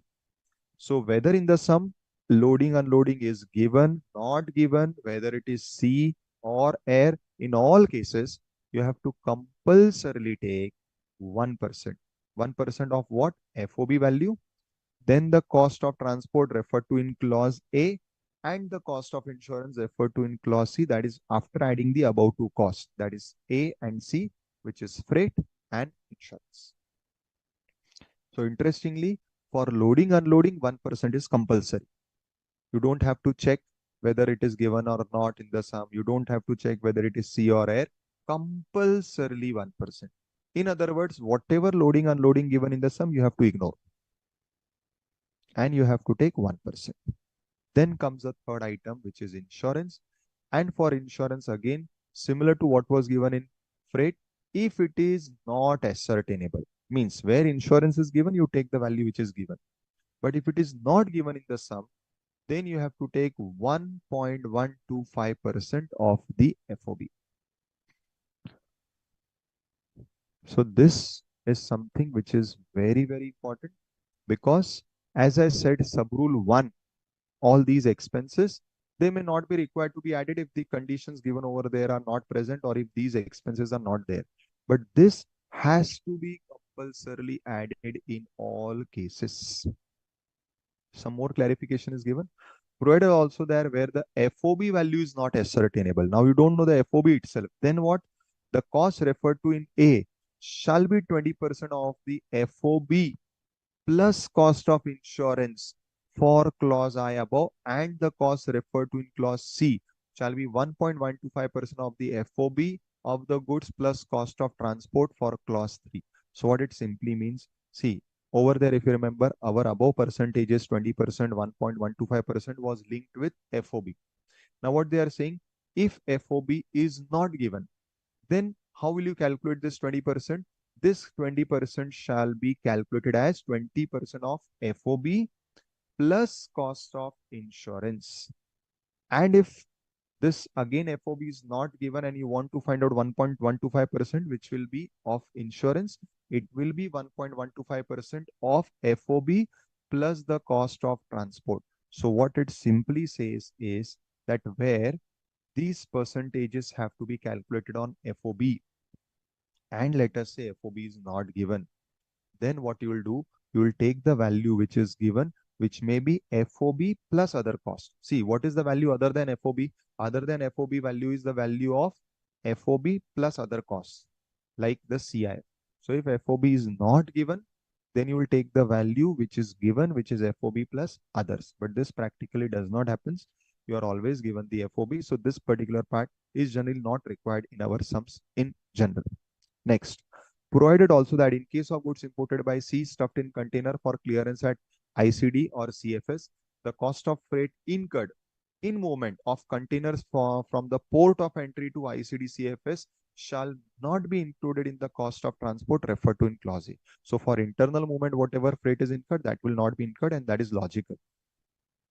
We only want to include freight up to place of importation, that is up to India, not beyond that. So whatever internal importation transportation is happening will not include that. Further explanation. The cost of transport of imported goods referred to in clause A, that is freight, includes the ship demurrage charges on chartered vessels, litterage or barge charges. So just remember these words, ship demurrage charges or these barge charges. Now these are generally the charges which are incurred, like demurrage is incurred whenever there is a delay in clearing the ship or in taking your ship back. So those charges are incurred by the ship as a penalty or as a late fee charges. Similarly, bar charges or litterage charges are the charges which are levied by the seaport authorities. So these charges, if they are levied and your vessel is a chartered vessel, so it means it is exclusively levied for you, it will be included. Again, these are very specific points not required in practical sums. Addition to price paid or payable shall be made under this rule only on the basis of objective quantifiable data. What it means, objective quantifiable data? It means the data which you can prove with documents and other objective proofs. So it should not be something which is mentioned vaguely. So if you are saying something about any of the above additions like royalty, like subsequent sale price or anything, you should be able to substantiate. You should be able to prove. That is what it means. And then finally, no addition shall be made to the price actually paid or payable in determining the value of imported goods except as provided in this rule. So besides the above list, no other charges can be added. So it means this list is exhaustive. This list is very strict. Only items mentioned in this list, and to the extent they are mentioned, only that has to be added. So this is what is the rule 10, which makes certain expenses compulsorily to be included in your transaction value to determine your final taxable value. Yes, students. Anybody having any questions on this? Rule 10 that deals with what are the different types of expenses to be added. Any questions, students? No? Okay, let me take a few smaller rules and then we can go to the main valuation rules. Now 11 and 12 are simple rules. What is 11? Declaration by the importer. It simply says that when you will be filing the bill of entry, all the above details which are mentioned, which are required for valuation, obviously you have to give in the bill of entry. And whenever you are giving this, you will sign a declaration. What is declaration? You always say, we hereby state that the following details are true and correct to the best of my knowledge, etc., etc. So the importer or his agent has to give this declaration. What declaration? A declaration disclosing full and accurate details relating to the value. So you have to give this declaration and any other statement, information or document, including invoice of the manufacturer or producer or imported goods, where the goods are imported from or through person other than manufacturer. So many times you are not buying the goods directly from the manufacturer. So maybe you can take a document or some type of declaration from that manufacturer also. Further, nothing contained in these rules shall be construed as restricting or calling into question the right of the proper officer to satisfy himself as to the truth and accuracy of any statement. So these rules are not restricting the officer that you cannot demand any other data. So besides this declaration and the statement mentioned, if the officer feels that to establish that whether your values are true and correct or not, he can ask for any data and nothing is stopping him from demanding this data. So this particular rule above is not restricting the right of the officer to demand further explanation. And the provisions of Customs Act relating to confiscation, penalty, etc. shall apply wherever you have given wrong declaration. Now this is important. Rejection of the declared value. Despite of you giving declaration and all details, the officer has powers to reject. When he has reasons to doubt the truth and accuracy of the value declared by you. So whatever value you are declaring, whatever maybe even proofs you have given, if I have doubt that whatever you are stating is incorrect, whatever you are stating is untrue, I am having my powers to deny or to reject your value. And when I reject your value, it means the transaction value that you are giving will not be taken for valuation purposes. And we have to go to the valuation rules, which we are going to study after this. So in short, the value given by you can be rejected by me if I have doubt about the truth and accuracy. Now, how this doubt I can establish, for this a special set of rules are made in 2023 only, and those rules gives details of how this truth and accuracy can be established or otherwise.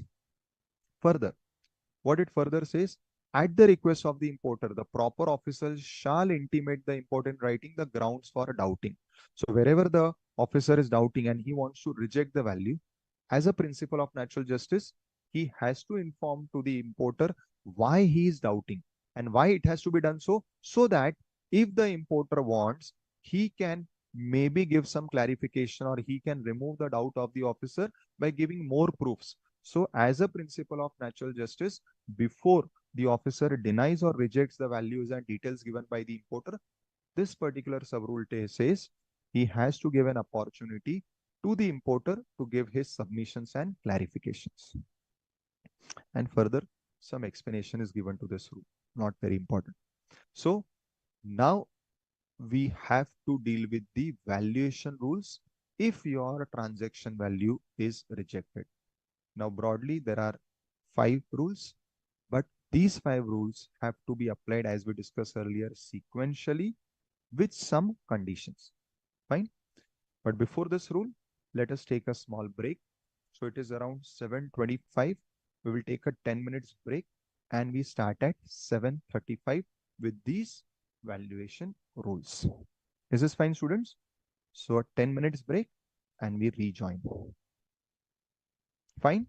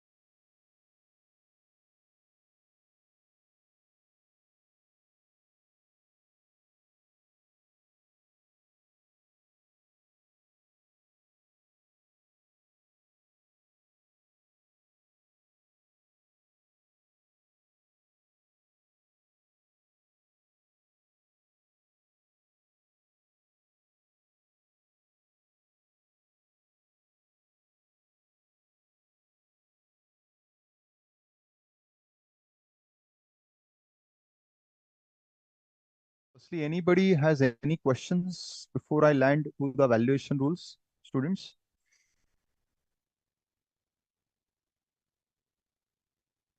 Yes. Okay. So now let us see what are the valuation rules. Now, if you remember studying anything in GST on valuation rules, the GST valuation rules and the custom valuation rules are totally different. They are on altogether different footing. And you have to understand and appreciate that in case of customs, we are more inclined towards getting a fair value of the goods. Now, I'm purposefully using this word fair value, though no such term has been used in the customs law. But you have to understand and appreciate this point that customs is of international trade. And as you could see, accepting your transaction value has so many conditions. Plus, you have given the officer the special power to reject if he doubts your truth and accuracy. So all these things hints toward this point that there is a very good possibility that your value, that is a price which you have mentioned, declared on your invoice, may get ultimately rejected for one of these reasons. And if none of these reasons exist, then maybe because the officer doubts the truth and accuracy. But why this is so? Because, see, international trade, besides taxation, is also concerned with safety, security, internal uh, good economic and market condition maintenance. All these things are linked with international trade. So we are not only using international trade or customs law as a tool to tax you, it is also used as a tool for exercising some control and in some cases even restriction and prohibition by certain strict measures. At the same time, we also want to ensure that, let us say, when we are allowing you import, it should be at a fair price. And this is where I'm drawing this word fair price, though it is nowhere mentioned in the law. Now, when we read these valuation rules, you will get more uh, inclination of why I'm using this term fair price, because these values, as I said, are not given in our GST law also, because they are specifically designed keeping the international trade scenario in the mind. So firstly, let us say the value of your goods are denied, rejected, they are not acceptable, or let us say there is no value in the first place. Why? Because there was no sale. There is no value in the first place, or there is no value which is in monetary terms. The value is in some non-monetary term which cannot be converted to money. In all such cases, your transaction value is rejected. Now, how do I find out the final taxable value? We have to go to these valuation rules in sequence. Now, if you see, the first rule is you have to take transaction value only, but now not of your goods, but of identical goods. This is the first rule. Second, if that is not possible, so if you cut out the rule 4, that is, you cannot follow rule 4, then you have to go to the transaction value of similar goods. Now, what is identical similar? We go to the definition, but I just want to give you an overview. Then what it says, determination of value when the value cannot be determined as per the above rules. Now, the above rules were firstly your own transaction value, then transaction value of identical, then transaction value of similar. Now, once these rules are all defeated and none of these rules could be exercised, then they say the next two rules, that is rules 7 and 8, you can change the sequence. So up till now, the rule was you have to compulsorily follow the sequence. But if these three rules fail, your value, value of identical, value of similar, then when you are proceeding, now you can change the sequence. What are the next two rules? Deductive value and the computed value. Both these can be changed. You can first go by computed and then go to deduct. And once these rules are also ruled out, that is, you cannot apply these rules for the reasons or the conditions therein are not satisfied, then the last option is we go by judgmental value, which is over here called as residual. Now, to understand all this, we start with some definitions. So firstly, we have to take the transaction value of identical or transaction value of similar. The question is, what is identical and what is similar? So we come to the definition. So the definition is computed value is the value as per rule 8. We are going to study deductive value is value as per rule 7. We are going to study goods of same class or kind where they are used. They are used in these definitions. So let me first take you to the definition of identical and similar goods. So what are identical goods? They are imported goods. So first condition is that when you want to take rule 4, that is a transaction value of identical goods, the identical goods should not be local goods. The identical goods should be the goods which are also imported. First condition. Now the other conditions, which are same. Now what is the meaning of identical? It means those goods which are same in all respect, not similar. Same means replica, including the physical characteristics, the quality, reputation, as the goods being valued, except for minor difference in appearance that do not affect the value of the goods. I will say identical means your own goods only, but maybe imported by somebody else. And when they are imported by somebody else, there may be slight variations because many times people ask you, Acha, you are making this particular shape for Vishal, you make this type of a shape for me or slight variation so that at least in the market we can show the distinction of our goods, but our goods are otherwise completely same. Now, many times, if you want, ki, sir, what is the example of this? You'll find the example of identical goods generally in case of items like, let us say, cell, batteries. So you have the ever ready battery, you have the Nippo battery, you have similar batteries. Now, in such cases, many times, such branded companies, they get their batteries manufactured from the same person, but here they put their brand and they sell it with slight variation. Somebody is using the golden color as the cover, somebody is using the black body as the cover, somebody is using this, but otherwise their batteries are same, with same power, with same physical characteristics, everything. Most importantly, they are produced in the same country. So if you are importing your goods from Germany, these goods are also manufactured in Germany. And then third condition, which is then later on relaxed, is produced by the same person who produce your goods. So you have got these goods manufactured from Germany. So identical should also come from Germany. That is fine. But it should be manufactured by the same company from whom you are buying. This may be possible or it may not be possible. So they are even relaxing this, or where no such goods are available, even goods manufactured by some other person. So maybe I'm getting my batteries manufactured from A company and you are getting your batteries manufactured from B company. That is okay. Firstly, if A is manufacturing for you and me, nothing like that. But if not, at least they should be in the same country. Now, but shall not include imported goods. So identical will not cover those goods where engineering, development, artwork, design, plan, sketch, etc. was undertaken in India, were completed directly, indirectly by the buyer of these imported goods free of charge or at reduced cost, etc., etc., etc. So where you imported the goods from Germany, I imported the goods from Germany, both were manufactured by the same A company in Germany, but for your goods, the artwork, design work was done in India only and sent to the A company. Then your goods and my goods will not be identical, because for my goods, the artwork design work was done outside only, but for your goods, the artwork design work was sent from India. So it won't be acceptable. So the point is that for your and my goods to be termed as identical, what is your and my goods? One you have imported, one I am imported. We both are importers. Conditions are, it should be same in all respect. It should be produced in the same country. These two are strict. Third, if possible, or else it is relaxed, that is by the same person. So I am importing from manufacturer A. You have also imported from manufacturer A. Best. Not possible, no problem. I am importing from A. You have imported from B. Still, your and my goods can be called as identical, with only condition that, but where one person's, that is your goods engineering design work is done outside India, my goods engineering and design work I did in India and send it to the person to use it in the goods, it will not be identical. Now, coming to the definition of similar goods. What are similar goods? Again, they have to be imported goods, which although not alike in all respects, but they are not same.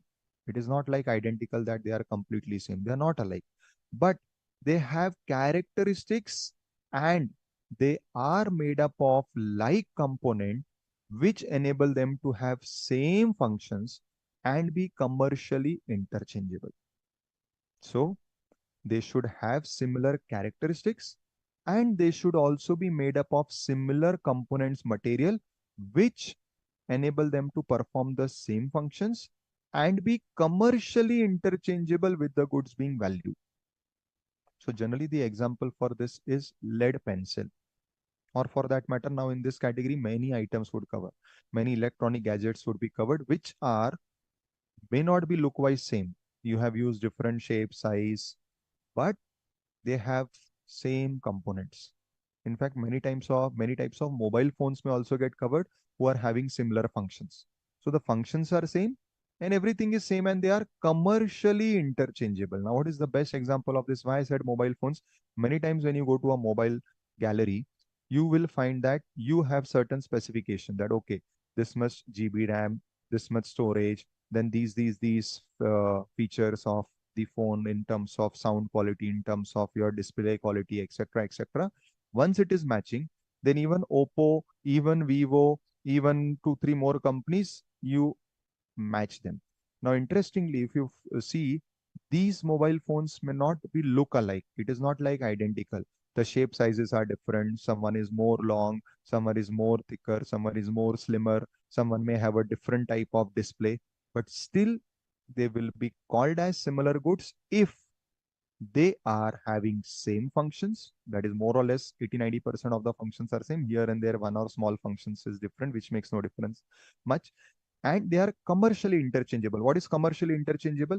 When you go to a mobile gallery, out of those four options you can select anyone depending upon your preference because of somebody's color, name, etc. Otherwise all are same and they are commercially interchangeable with regard to quality, reputation and existence of trademark. So all are reputed companies equally, Oppo, Vivo, and all are reputed, equally reputed. All are trademark companies. All are of similar quality. We know all are of Chinese brands. So for us, they are at par. iPhone and Oppo, Vivo phone, or even a Sony Android phone is never identical, never similar, because they are not commercially interchangeable. See, commercially interchangeable does not mean they should have the same price. That is not commercially interchangeable.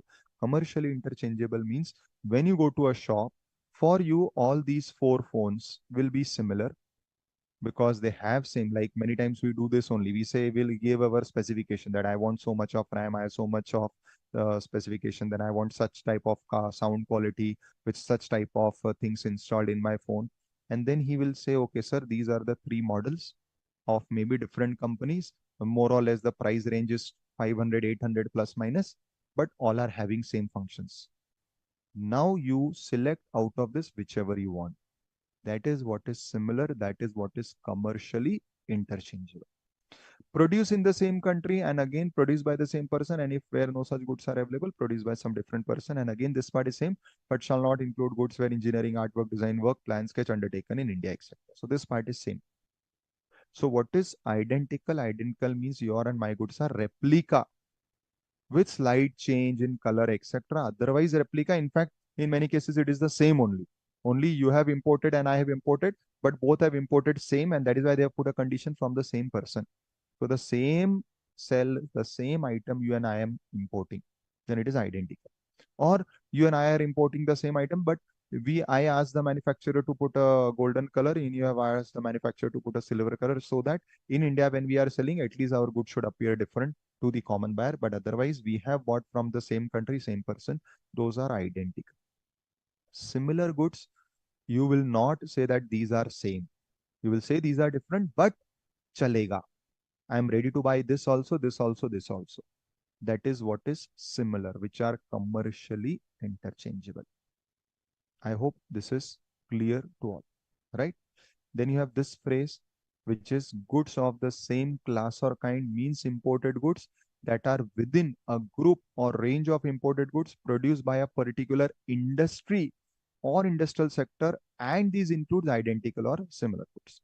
So when you say goods of same class or kind, it is a more wider term than the identical and similar. So identical and similar should have many replica qualities. When we say goods of the same class or kind, they need not have any replica qualities, because what is common in them is that they are within the range of imported products which are by a particular industry or a particular industrial sector. So like I'll say textile. So it is a textile product. Maybe one is a cotton shirt and one is a denim shirt and one is a linen shirt. But we will say, okay, these are goods of the same class or kind. And they will obviously also include identical and similar, because anyways identical and similar will fall in the same industry only. But besides that also, goods of same class and kind is a much wider concept and much wider domain. Fine. I hope this is clear to all. Fine, students. Any doubts with these definitions? No? Now, let me take you to the valuation rules now. So your transaction value of your goods are now rejected for some or the other reasons. Now you come to the first rule, which says that, okay, find if you find a identical goods being imported at or about the same time. Now this is very important, because we studied this in section 14 condition also, that we want the value at the time of importation.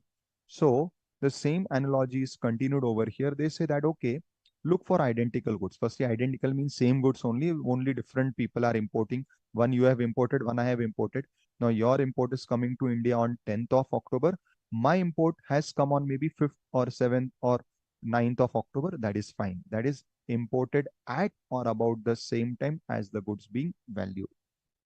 So if that is the case, then whatever value is taken for me, so whatever is my transaction value, let us say it was accepted, the same transaction value will be applied for your goods. So you have to find out whether at or about the same time, same goods like your, which means the identical goods, maybe with very minor difference, are imported by somebody else in India.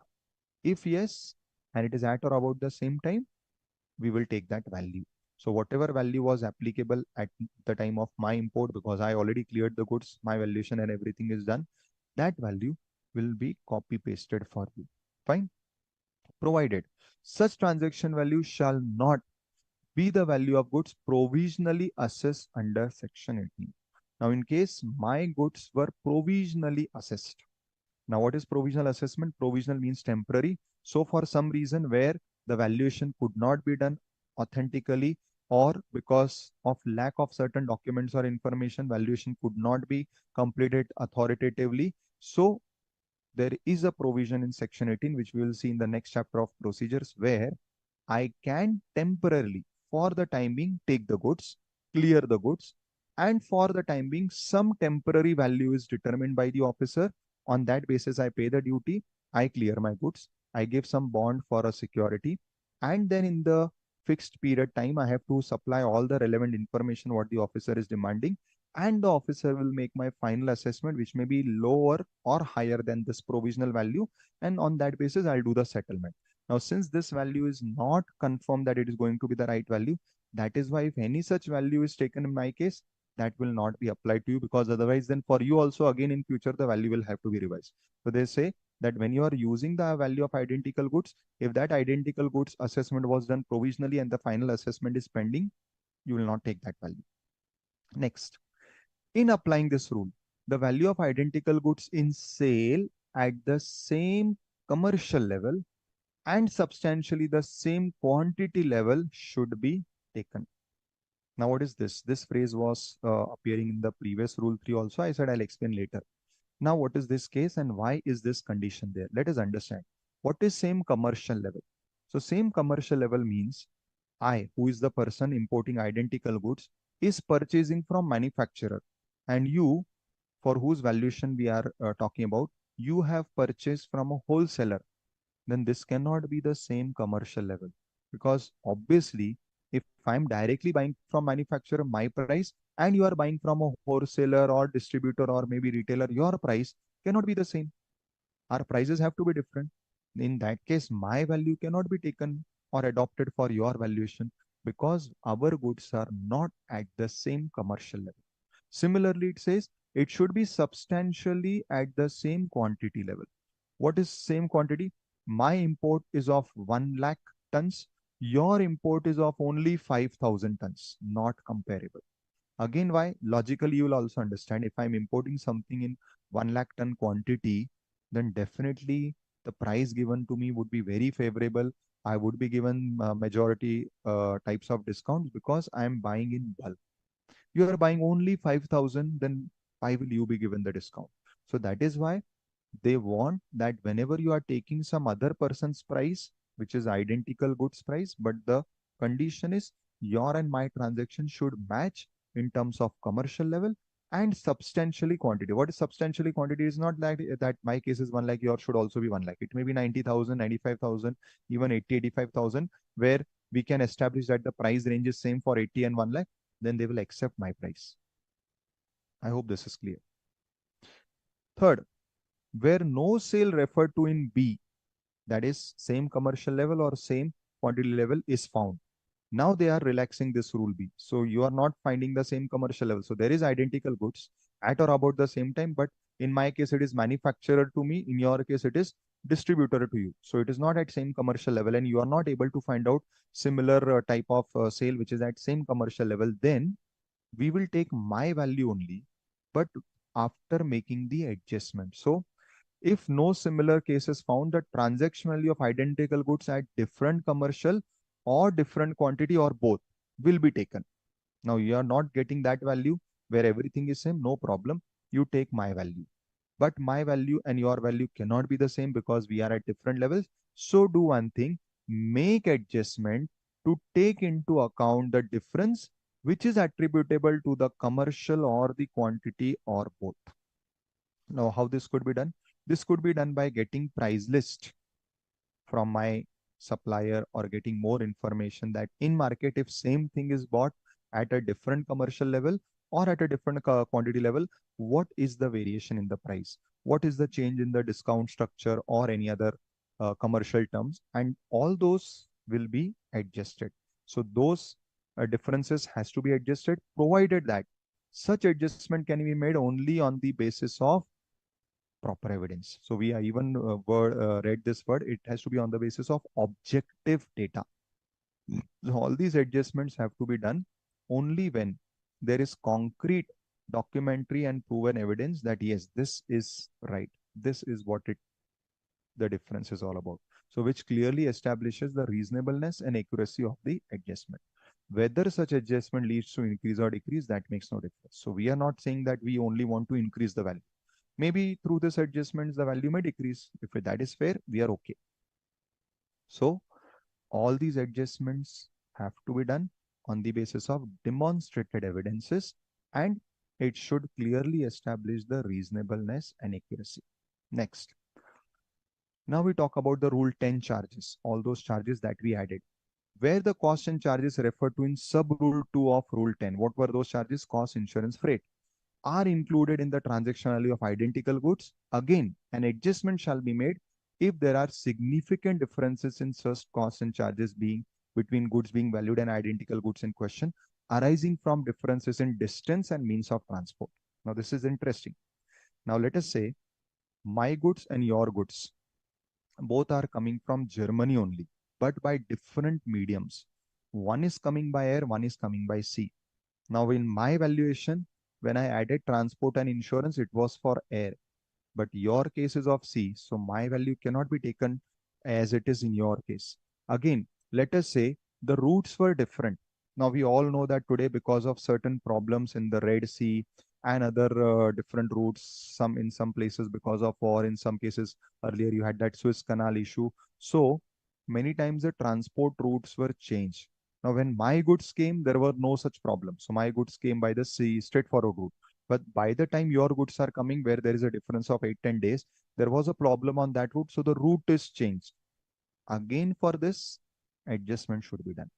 So adjustment should be done even in the cost that you are adding in Rule 10, especially the sub-rule 2, which is the compulsory cost, that is insurance, freight, unload. So that has also to be adjusted. And last is in applying this rule, if more than one value, so let us say, like me, there are 3 more importers who have imported the same goods and all are same in terms of commercial and in terms of quantity level, means all are comparable prices. Then which one to be taken? Here the law is very kind to say, then you take the lowest of all the values. So we are total 4 importers who have imported same identical goods at the same time in same commercial and quantity levels. Now we all have got different prices because see, it is business. We negotiated the price as per our uh, uh, strength and standing in this particular transaction. So law says you will take the price of that importer who has negotiated the best price, that is whose price is the best. Now, if let us say same goods are not imported, or they are not imported at the same time, or they are imported in different commercial and quantity levels, and adjustment is not possible because there is no proper data or objective data with which you can make a short adjustment for all these differences, then identical goods rule goes out of question. Then the second option is find out similar goods. Now, similar, I told you, they are not same at all. When you look at them, you'll not say they are same, but function wise, they perform same functions. They are made up of same material. They are made in the same country, maybe by the same company, but they are different. As I told you, best example is mobile phones, right? So they are different. Many, in fact, so many gadgets, even as nowadays, televisions, you'll find that many televisions are having same functions because normally nowadays companies make comparable products because they have comparable range from starting from 35K to 2 lakh, depending upon the functions, the clarity, the HDMI or the 4K, all these different things. Every company is doing with slight variation, but when you look at the TV, you will not say they are same because there are so many differences, but they fall in similar if these conditions are present, that they are made up of same material and they function same. Their functions are same, they perform the same function. Now, where the identical or the same to same goods are not available, you go to similar goods. What are the conditions? The conditions are ditto what we just read in identical goods. You have to find similar goods transaction at or about the same time. Same commercial level, same quantity level. Again, provisional values don't take. Again, where same commercial and quantity level not available, take different commercial and quantity level transaction, but make adjustment for these changes. Again, these adjustments have to be done on the basis of objective data. Again, rule 10, sub rule 2, cost have to be adjusted if the route is different or the medium is different. So this entire rule is copy paste of the above rule. Only difference, above rule, you took value of identical. This rule, you are taking value of similar goods. Is this clear, students? Yes, beta. Ginny. Sir, I just want to ask you that as the chat is disabled now, है ना? So we are sending whether it is clear or not, or any other doubt on the chat box, whether the messages are reached to you or not. But I don't find any message in chat because as far as I know, chat is disabled. So no problem. You can unmute. See, we have allowed you to unmute and speak. So either you can raise your hand, you can put thumbs up. That is fine. Or you can simply unmute and ask. That is not a problem. Let us have interactive. Na? I have no problem. So you can, once I complete and I ask you whether you have understood or not, you can unmute and ask. Because as far as I know, chats are disabled. So you cannot put me a chat. यानी कुछ भी ऐसा बोलना हो जैसे समझ में आ गया या So clear. just put a thumbs up. That is fine. I can Okay. understand. So you Okay, can just thank put a you, sir. thumbs up. Yes, beta. So I hope everything is clear to everyone up to this point. Anybody wants to say something about any of these points? Anything not clear? Any type of doubt you have? Yes. Ankita is saying, Madhavan is also saying understood. Okay, fine. Ayush, beta, you have any questions? No questions, beta? Okay, perfect. Okay, Ojini, you have again raised your hand, beta? Yes, sir. Ji, Actually, please tell me. I want to ask that earlier in the I think it is D point where you said that examply 4 persons came and order for हाँ ये lowest price sir. Correct. So what is your question? What is your question?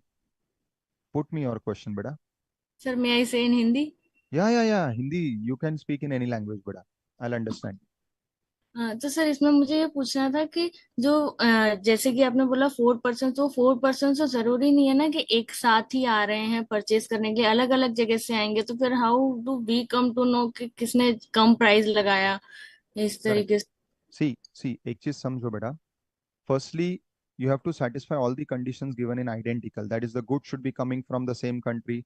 And most important in this condition, the first part, जिसको मैंने पहले कुछ देर तक highlight करके रखा था, इट शुड कम एट और अबाउट द सेम टाइम. सो जिस वक्त आपने इंपोर्ट किया है उसी के आसपास हम तीनों चारों के गुड्स आए. करेक्ट. Okay sir. और अब तो क्या हो गया बेटा, now our custom ports are EDI. EDI means they are all electronic data interchange systems. So अब तो ऐसा हो गया है कि आपके गुड्स बॉम्बे पोर्ट पे आए और मेरे मद्रास पे आए और किसी के कोलकाता पोर्ट पे आए या कहीं पे भी आए इंडिया में, स्टिल हमें वो सारे प्राइजेस पता चल जाते हैं because all these ports are now connected electronically. Okay, just like quotation ना सर, डिफरेंट डिफरेंट। कोटेशंस नहीं बेटा, see everybody is filing bill of entry हर जगह पे. तो ये लोग भी क्या करते हैं, आप एचएसएन डालते हो तो एचएसएन के हिसाब से उनका कैटेगराइजेशन होने लगता है. So when same goods are coming, so HSN से उसका कैटेगराइजेशन होके okay sir. It will it will go there. Right. Okay, thank you sir. Yes बेटा. सो इसलिए मिल जाता है, अब उतना डिफिकल्ट नहीं. Now after you have checked identical and similar and that is not available, then rule 6 says next two values you can interchange. So either you can take deductive first and then go for computed, or you can take computed first and then go for deductive. Now, what are these values? Let us understand. Now, this is going to be very interesting. Deductive, as the name suggests, is the value which you will find out by making some deduction, subtraction. That is why the word is deductive. Now, what is this deductive value? Let us understand. So, this says when the goods which are imported into India, if you do not find the above type of goods identical, similar, which are imported at or about the same time, if you're not able to find out that, then at least find out goods which are sold in India after their importation. Now, this is interesting. After these goods were imported, later on what happens? They are sold in India. Now, you take the price at which they are sold in India. But remember, when we started reading section 14 did not want domestic price. It wanted international price only. Yes, I will reach the international price, but how? I am not getting the price at the time of import for some reason. So what I'm doing is, I will see what happens after import. After import, these goods are getting sold in India. So whoever purchased or imported, they have imported it for resale. Now, when they are reselling in India, I will take their resale price. I will take the price at which these goods, after they were imported, they were sold in India to the persons who are not related. So I am not able to find out identical similar goods because of some of the conditions not getting satisfied. No problem. I will check after importation if my goods, means similar or identical goods to my goods, are getting sold in India.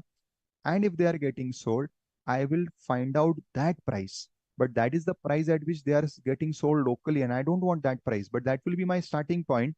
And from that price, I will do subtraction. Subtraction of what?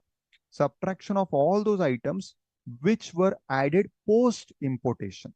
Now, post importation, what all things were added? First is commission usually paid or payable, or any addition usually for profits. In short, the profit margins.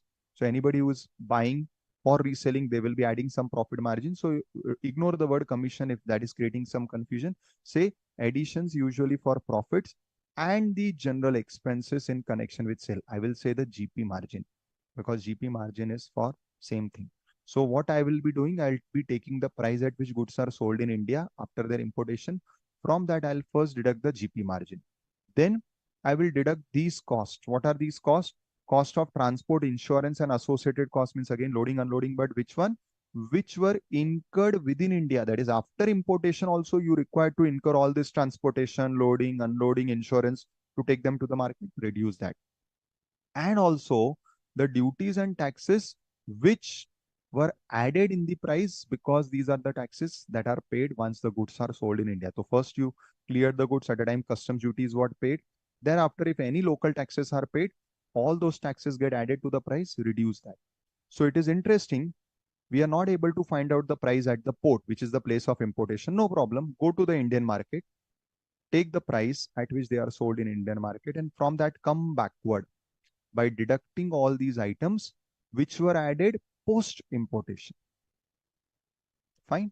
Now further what it says, if neither the imported goods nor identical or similar goods are sold at or about the same time as the goods being valued, then the value of imported goods subject otherwise to proviso to subrule 1 be based on the unit price at which imported or identical or similar goods are sold in India at the earliest date.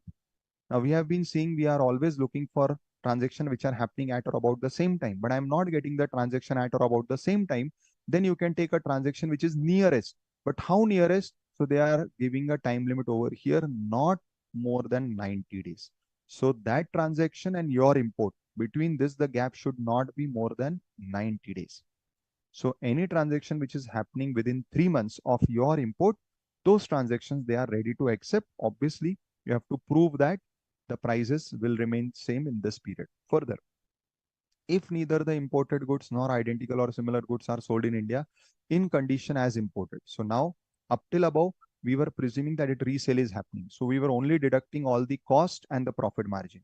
What if after importing some processing is also happening? So now the goods are not sold in the same condition as they are imported. Then the value shall be based on the unit price at which the imported goods after further processing are sold, and you will take this price. But when you are taking this price, you have to also reduce the further processing cost. So what is they are saying? In such determination, due allowance shall be made for the value added by processing. So you have to even deduct that, and you have to adjust the price even for the processing charges. So this is what is the deductive rule, where you take the price in India and from there you come backward by adjusting these all expenses. Then comes the computed rule. The computed rule is exactly opposite to deductive. So in deductive, you are taking the price at which the goods are sold in India, coming backward to the point of importation. That is why it was deductive. Now computed value is something going back. You have to go to the supplier who is outside India. So my goods are coming from Germany. So I will get the records from the supplier of Germany. I will ask him to give his cost records like his material, labor, overheads. I'll take those values, I'll add up. Then I'll add up the general profit margin. Then I'll add up all costs up to the place of import. So I will find out the value at import. So this is what is the computed value. So in computed value, you go back to the supplier. From there, you start doing costing, take his raw material, direct labor, direct expense, overheads, profit margin, and all cost up to my place. You add up all this cost and you derive this value. That is why it is called as computed. Are you getting this? So what it says, subject to provisions of Rule 3, the value of imported goods shall be based on the computed value, which is consist of the sum total of first, cost or value of material, plus fabrication or other processing employed in producing the imported goods. So first, all the elements of cost, material, labor, etc. Then amount of profit and general expenses equal to that usually reflected in such sales of same class or kind of goods. So in short, the GP margin by the producers in the country of exportation, and then all the costs which are required to be added as per Rule 10 bracket 2, that is all costs to bring it to the place of importation. So this is how computed value will be derived. Is this clear, students? Anybody has any questions with this deductive value method or the computed value method? Because these are slightly different. Yes? No doubts? Great. Now there is this residual method, which is nothing but where nothing of the above valuation works. You have to find out value. You cannot leave the value as it is. So what you do is you go to the residual value. Now what does residual value says? It says that you apply the above rules only. So it is not giving any new rule. It is a judgmental value, but judgmental has to be within the framework of these rules. What it says is you take the above rules only, but why you are not able to get the value from the above rules? Because there were some conditions, some restrictions which were not getting satisfied. So you started dropping the value. Like small example, they said 90 days, but you are getting a value which is not in 90 days, but in 100 days. Okay, no problem. Take that value. So where they wanted that it should be at the same quantity level, commercial level, and when they are different, some adjustment should be made on the basis of some objective data. Now you are not getting that. Okay, make some adjustment on the basis of some average data. So where you are not strictly fitting in the above rules, you come to rule 9 and you apply the above rules only, but with these modifications, so that you ultimately arrive at a value which is may not be the perfect value, but which is reasonably okay, reasonably acceptable. This is what is the residual methods. What it says, subject to the provisions of rule 3, where the value of imported goods cannot be determined under provisions of any of the preceding rules, the value shall be determined using reasonable means consistent with the principles and general provisions of these rules and on the basis of data available. So if above rules could not be employed as it is, you come to rule 9, because all above rules get rejected one by one, step by step. In 9, you go back to the above rules only.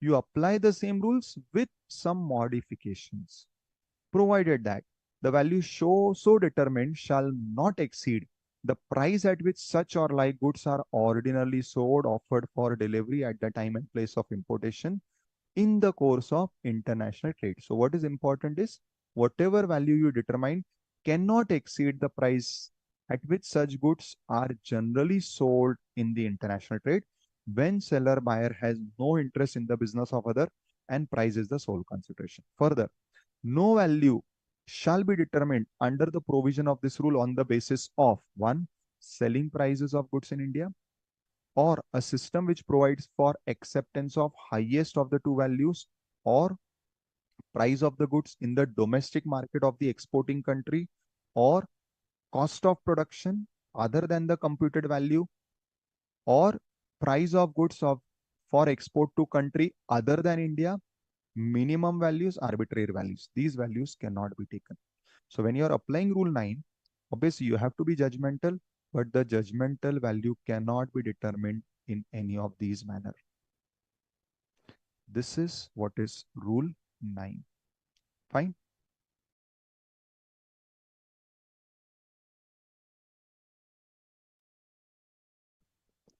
So these are the valuation rules. Yes. Anybody having any questions or doubts, students, with these valuation rules?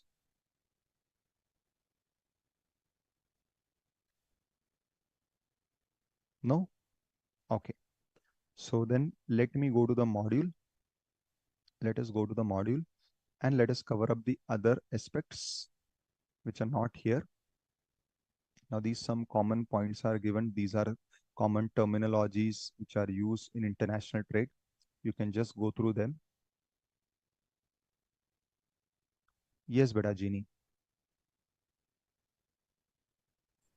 Sir, I wanted to ask that regarding valuation that you have taught to us, we also have to read from the Bear Act or the rules from that you have taught us. Not necessary, beta. See, that is why I'm coming to module also, because in module now you'll get everything, whatever I have taught. I have taken the route of Bear Act just for, because see, I want you all as a CA final student to also refer or have the habit of referring to Bear Acts. But for Yes. all exam purposes, our module is the complete Bible. You need not go beyond our module for anything. But since you all are final students, I just thought that let me show you how the Bear Act and the Bear rules are. Now, when you read the module after this, you'll find that everything is there in the module. Yes, sir. Correct? Thank you, sir.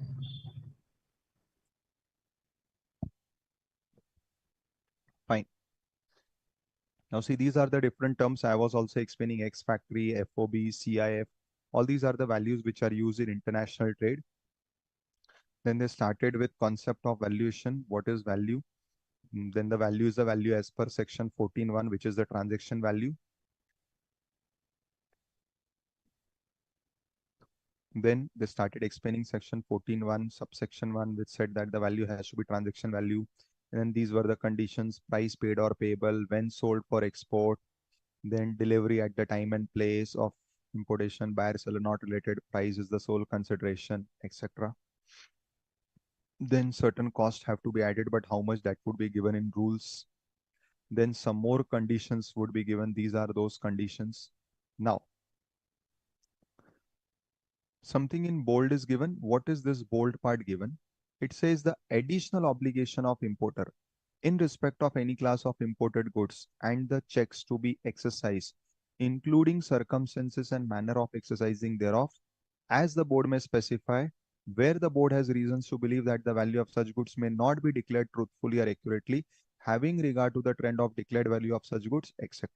So if you remember, I was mentioning that we have Rule 12, which says that the officer has the power to reject your value whenever the officer doubts the truth and accuracy. And at that time itself, I had mentioned that now you have specific rules how the officer can reject the value and how you as importer can prove the truth.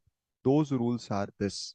These are very recently pronounced. So these rules become important for us. So what it says, customs assistance in value declaration of identified imported goods rules 2023, short form CAVR. What it says, the aspects in these rules include the processes to be followed before the board may specify a class of imported goods for which there is a reason to believe that the value may be declared truthfully or accurately, but below it as identified goods. So firstly, certain goods, as I was mentioning, are normally, you can say, in the gray list or the blacklist of custom authorities, because they always have seen from their past experience that these goods always have some or the other problems, intentional or unintentional. So now these rules are framed as to, first, that the board will have to follow some procedure so that they can identify such goods. That for what goods we will have always some type of question mark, or where we will require more data to believe on your value. Further, the procedures for an importer of such identified goods, once the relevant class of goods have been specified as identified goods. See, identified you can read as gray list or blacklist, so that it will understand, you'll understand more. So identified here means the goods on which now the custom feels that there is some problem. So the procedure for an importer. So if, let us say, you are the importer who are buying these goods, then what will be the problem? You have the big risk that the custom officer will reject your goods, especially now because the board has put these goods in the identified goods list. In such cases, that rule itself said that even if the custom officer is doubting, you still are given an opportunity to prove the truth and correctness of your value. Now, how will you prove it? The procedure will also be specified or is specified in these rules. So what is this procedure? This include declaring certain aspects while filing the bill of entry. Further, if required by the custom automated system, such importer shall also fulfill the special additional obligation. Specified check shall be performed so as to enable and assist the importer to demonstrate the truthfulness. So where the officer is doubting, and now for these identified goods, it is presumed that he has doubted. So you should follow these additional procedure whereby you can further substantiate, further authenticate the value that you are claiming, that yes, this is the correct value. And even if you are doubting, but my value is correct, that has to be substantiated by you by following some additional procedure. Further, the specification that where the proper officer still has doubt about the truth or accuracy of the value declared in relation to such identified goods, the further proceedings shall be taken in accordance with Rule 12 of the Custom Valuation Rules. So we just saw in Rule 12 what will happen. The officer has power to reject the value after giving you an opportunity. So these rules are framed wherever such goods are there where the customs always have doubt, they will put the goods in the identified goods list. And then these additional procedures will follow. So now they have given a list of what are these different cases where these rules will not apply. So in short, these items will never be put in the identified goods list. First, imports where there is no duty involved. So what is the purpose of putting them where already no duty is there? It will make no difference whether they are undervaluing or overvaluing. Then goods for which tariff values have been fixed. Again, here also, if they are undervaluing, we don't have a problem because anyways, we are going to calculate value by the tariff value, which is fixed by the government. So these goods also will never be in the identified list. Goods which attract import duty on the basis of quantity. Again, for this, I don't need your value, so I will not put your goods in the identified list. Imports made in terms of authorization or license issued under the duty exemption scheme of the foreign trade, etc., etc. So where your goods are again in some type of exemption scheme, where again you don't have to pay duty, no question of challenging your value and no question of putting these goods in that list. Import where buyer seller are related and an investigation on relationship has already been finalized. Project imports, import by government or PSUs, import made in non-commercial quantities, like 1 or 2 pieces, which are generally for a demo or for just showing to the clients. So these are non-commercial quantities where your intention is not doing business, it is just as sample. Goods imported for the purpose of re-export. At the time of importation only you have specified that we will re-export it. So we are least bothered because anyways they are going to go back outside India. So such goods will not be fitting in these list and no such restrictions or no such rules will be applicable because anyways for them we don't require the value. So whether you are showing lesser value will make no difference to me. Then they have started the custom valuation rules. All these rules that we discussed are again given over here. They've explained the identical goods, similar goods, related person. This is the definition part. And then the valuation rule starts. So firstly, value is your own value with all those additional conditions we studied. If this is rejected, then you go to the transaction value of identical goods, and after that you go to the transaction value of similar goods. Then deductive value or computed value, and you can interchange. And last is the residual. And thereafter you have rule 10 for the cost that you have to add. Same thing, everything is same, copy paste. See, we read from the BER Act. Here they have given it in the form of printed rule here. So it is copy paste from there. So there is no difference. Even if you read from here, it is one and the same. Correct? Then comes rule 13.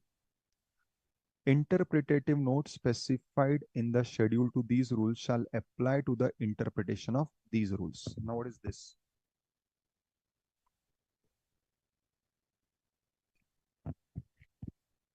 While interpreting the above rules, Rule 13 says that we have given some interpretative notes. What are interpretative notes? These are the notes which helps you to interpret certain terms which are used in these rules. So what it says? Notes. What are these notes? Note 2. Now these notes are explaining some or the other points that we already studied above in the rules. So this is explaining in rule 2 to 5. What it is explaining, there is the condition given in rule 2 to 5. That is what it is explaining. Then in rule to note, a note to rule 3. In rule 3, they said that we take your price. That is the price at which you are importing the goods. Now they have tried to explain what does this means. The price actually paid or payable is the total payment made or to be made by the buyer to or for the benefit of the seller. The payment need not necessarily take the form of transfer of money. Payment may be made by letter of credits or negotiable instrument, etc. So simply what they have explained, when we are saying price paid or payable, it may be in any form. It may be directly in money form or it may be in the form of letter of credits, negotiable instrument. So all these things will be considered as price paid or payable. Further, activities undertaken by the buyer on his own account, other than those for which adjustment is provided in Rule 10, are not considered to be indirect payment, even though they might be regarded as of benefit to the seller. So what it says, where the buyer is doing something on his own account, so you are making some special cost which is by your choice. It is never a part of our contract. So such cost will not be adjusted. Why? Because they were never intended originally in our contract. So only those costs which were originally intended would be added. Anything done by you on your own account will not be considered as a benefit to the supplier. It means it will not be added. The cost of such activity shall not therefore be added to the price paid or payable. The value of imported goods shall not include the following charge or cost, provided that they are distinguishable from the price. So these things you should not include. One, charges for construction, erection, assembly, maintenance, technical assistance, etc. Cost of transport after importation, and duties and taxes in India. So see, all these interpretative points are only explaining what we studied above with some more specifications. So you can go through them. They are explaining what we already discussed. But again, you need not spend much time on these interpretative rules because there will be no direct question on these interpretative rules. But yes, all the valuation rules are very important. You should read and understand those valuation rules. These interpretative rules you can read once. They are good for understanding what these above rules are saying, but otherwise not very important. So broadly, this is all about customs valuation. So anybody has any specific questions, please feel free to ask so that we can complete this chapter. Yes, students, anybody wants to ask anything?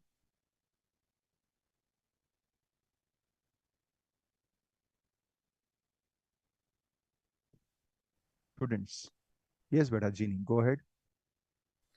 Sir, actually not regarding this chapter maybe. May I ask some Yeah, other yeah, question? no problem. You can ask anything in customs. Sir, actually I just want to ask that if this is related to import and export regarding business, is it? Uh, Mm-hmm. but if some persons goes outside the Mm-hmm. country, है Mm-hmm. ना, and then they return back and they carry some goods or anything with them, then Mm-hmm. also they have to pay any duty or any information regarding that goods or any particular things that we carry themselves. Yes. See, if you remember at the start of my session, I was mentioning about baggage rules. So baggage simply means luggage. So Yes, when sir. you are coming back to India, let us say you went for some foreign tour, for some trip, for some marriage or any functions, you stayed outside and now you have come back. So when you are coming back, at that time, whatever you are bringing back along with you, you have to declare it. There is a form called as baggage declaration form in which you declare, okay, I have brought laptop, I have clothes, I have jewelry, I have all these things. And Okay. out of these, for certain items like jewelry, you have to specify the value because up to a certain value, there is exemption. Beyond that, there will be tax. So you are supposed to give declaration. You are supposed to inform what you are carrying in your baggage. And wherever they feel there is a something else and they doubt that what you have mentioned in the declaration, there could be something else, they can ask you to open the baggage and show. Like you find this in many movies that they ask you to open Yes, the sir. baggage and show. So that is how they will check. And then on the basis of whatever declaration you gave in the baggage declaration form, whatever items value exceed the limits which are given in the baggage declaration, baggage rules, for Yes, sir. those items you have to pay the duty. That duty is also called custom duty, sir. Yes, it is customs duty only, but Thank you, sir. yes, fine. Okay. So with this, we have completed this chapter in total.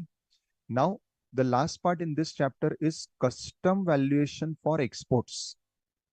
Though this is not much asked in the exams, but since it is part of this, let us even cover this. So as we have the import valuation rules, in the same fashion, you have the export valuation rules. Now, anyways, as we discussed at the start, there is not much duty on export. Hardly there are 26 items. So on the export side, generally, we are not much concerned, even practically also, and hence in exams. But for academic purpose, let us go through them.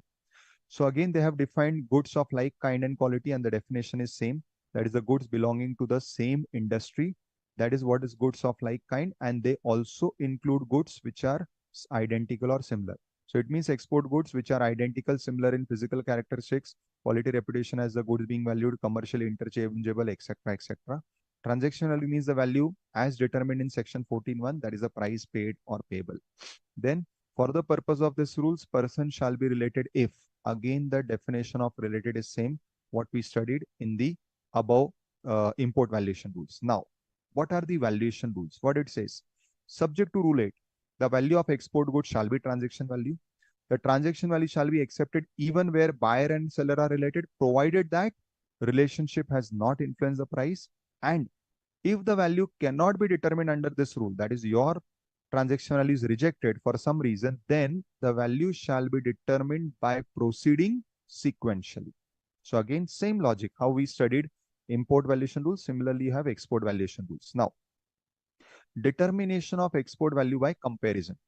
Over there, in case of import, we had after the main rule, after the transaction value of your goods, we had the transaction value of identical similar. Here, they have merged both this identical and similar into this one common rule called as export value by comparison. So what it says, the value of export goods shall be based on transaction value of goods of like kind quality exported at or about the same time to other buyers in the same destination country of importation, or in the absence, another destination country of importation adjusted in accordance with provisions of subrule. So similar to what we studied in import valuation, over there they had specifically mentioned identical similar. Here they have purposefully not used the word identical similar, but what they are saying, value by comparison. So it means again you have to find out whether identical or similar goods are getting exported, you take their value. Again they have put the condition they should be exported to the same destination country first. But again they have relaxed this rule saying that if they are exported to some other country, you make the following adjustment. What are these adjustments? Adjustment for difference in dates of exportation, difference in the levels, both levels, commercial level, quantity level, difference in composition, quality, design. So if there is any change, because see, they have not used the word identical and similar. So there is a possibility that your export goods may not be matching with the other goods which you are taking for valuation. So whatever is the difference in their quality, design, you make adjustment for them. And most importantly, make adjustment for the freight insurance charges, because now even the place of exportation may be different. Then the next method which is given is the computed value method. Now computed value method we already know. Now here it will be more easier to adopt computed value method because here the supplier is in India. So you can easily get the costing records of the supplier, and then you simply have to prepare the cost sheet. So you'll find out his cost of production by adding material, labor and production overheads. That is, find out cost of manufacturing, processing. Then you add the charges, if any, for other things like designing and branding, and the amount of profit margin. So this will give you the value as per the cost sheet method, which is called as the computed method. And then again, they have given the residual method, that where any of the above rule fails, then what you do, the value shall be determined using reasonable means, which are consistent with the principles and provisions of these rules. So you have to follow the above rules only, but by relaxing some of the conditions because of which the above rules were rejected. So maybe you can take a different quantity level, you can take a different means of transport, and those values would be taken, would be accepted under the residual value. But you cannot take deemed values, you cannot take values which are arbitrary. So that is why they are saying you follow the above rules only, you relax some of the conditions of the rules, that will become the rules here. Again, same conditions like in case of import, you have to give declaration that all the values and all the details you are declaring. And again, the officer has the power to reject the value wherever he doubts the truth and accuracy of whatever declaration is made by you. But again, at the request of exporter, the officer shall intimate the exporter in writing the grounds for doubting, so that you can give your clarification and you will be given an opportunity of being heard. So same you will find copy paste points what were there are found here also. Further explanation, for the removal of doubt, it is hereby declared that this rule by itself does not provide a method of determination of value.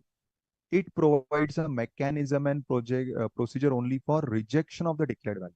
So in this rule, the officer cannot finalize the value, only he can reject your value where there is reasonable doubt about the accuracy, correctness.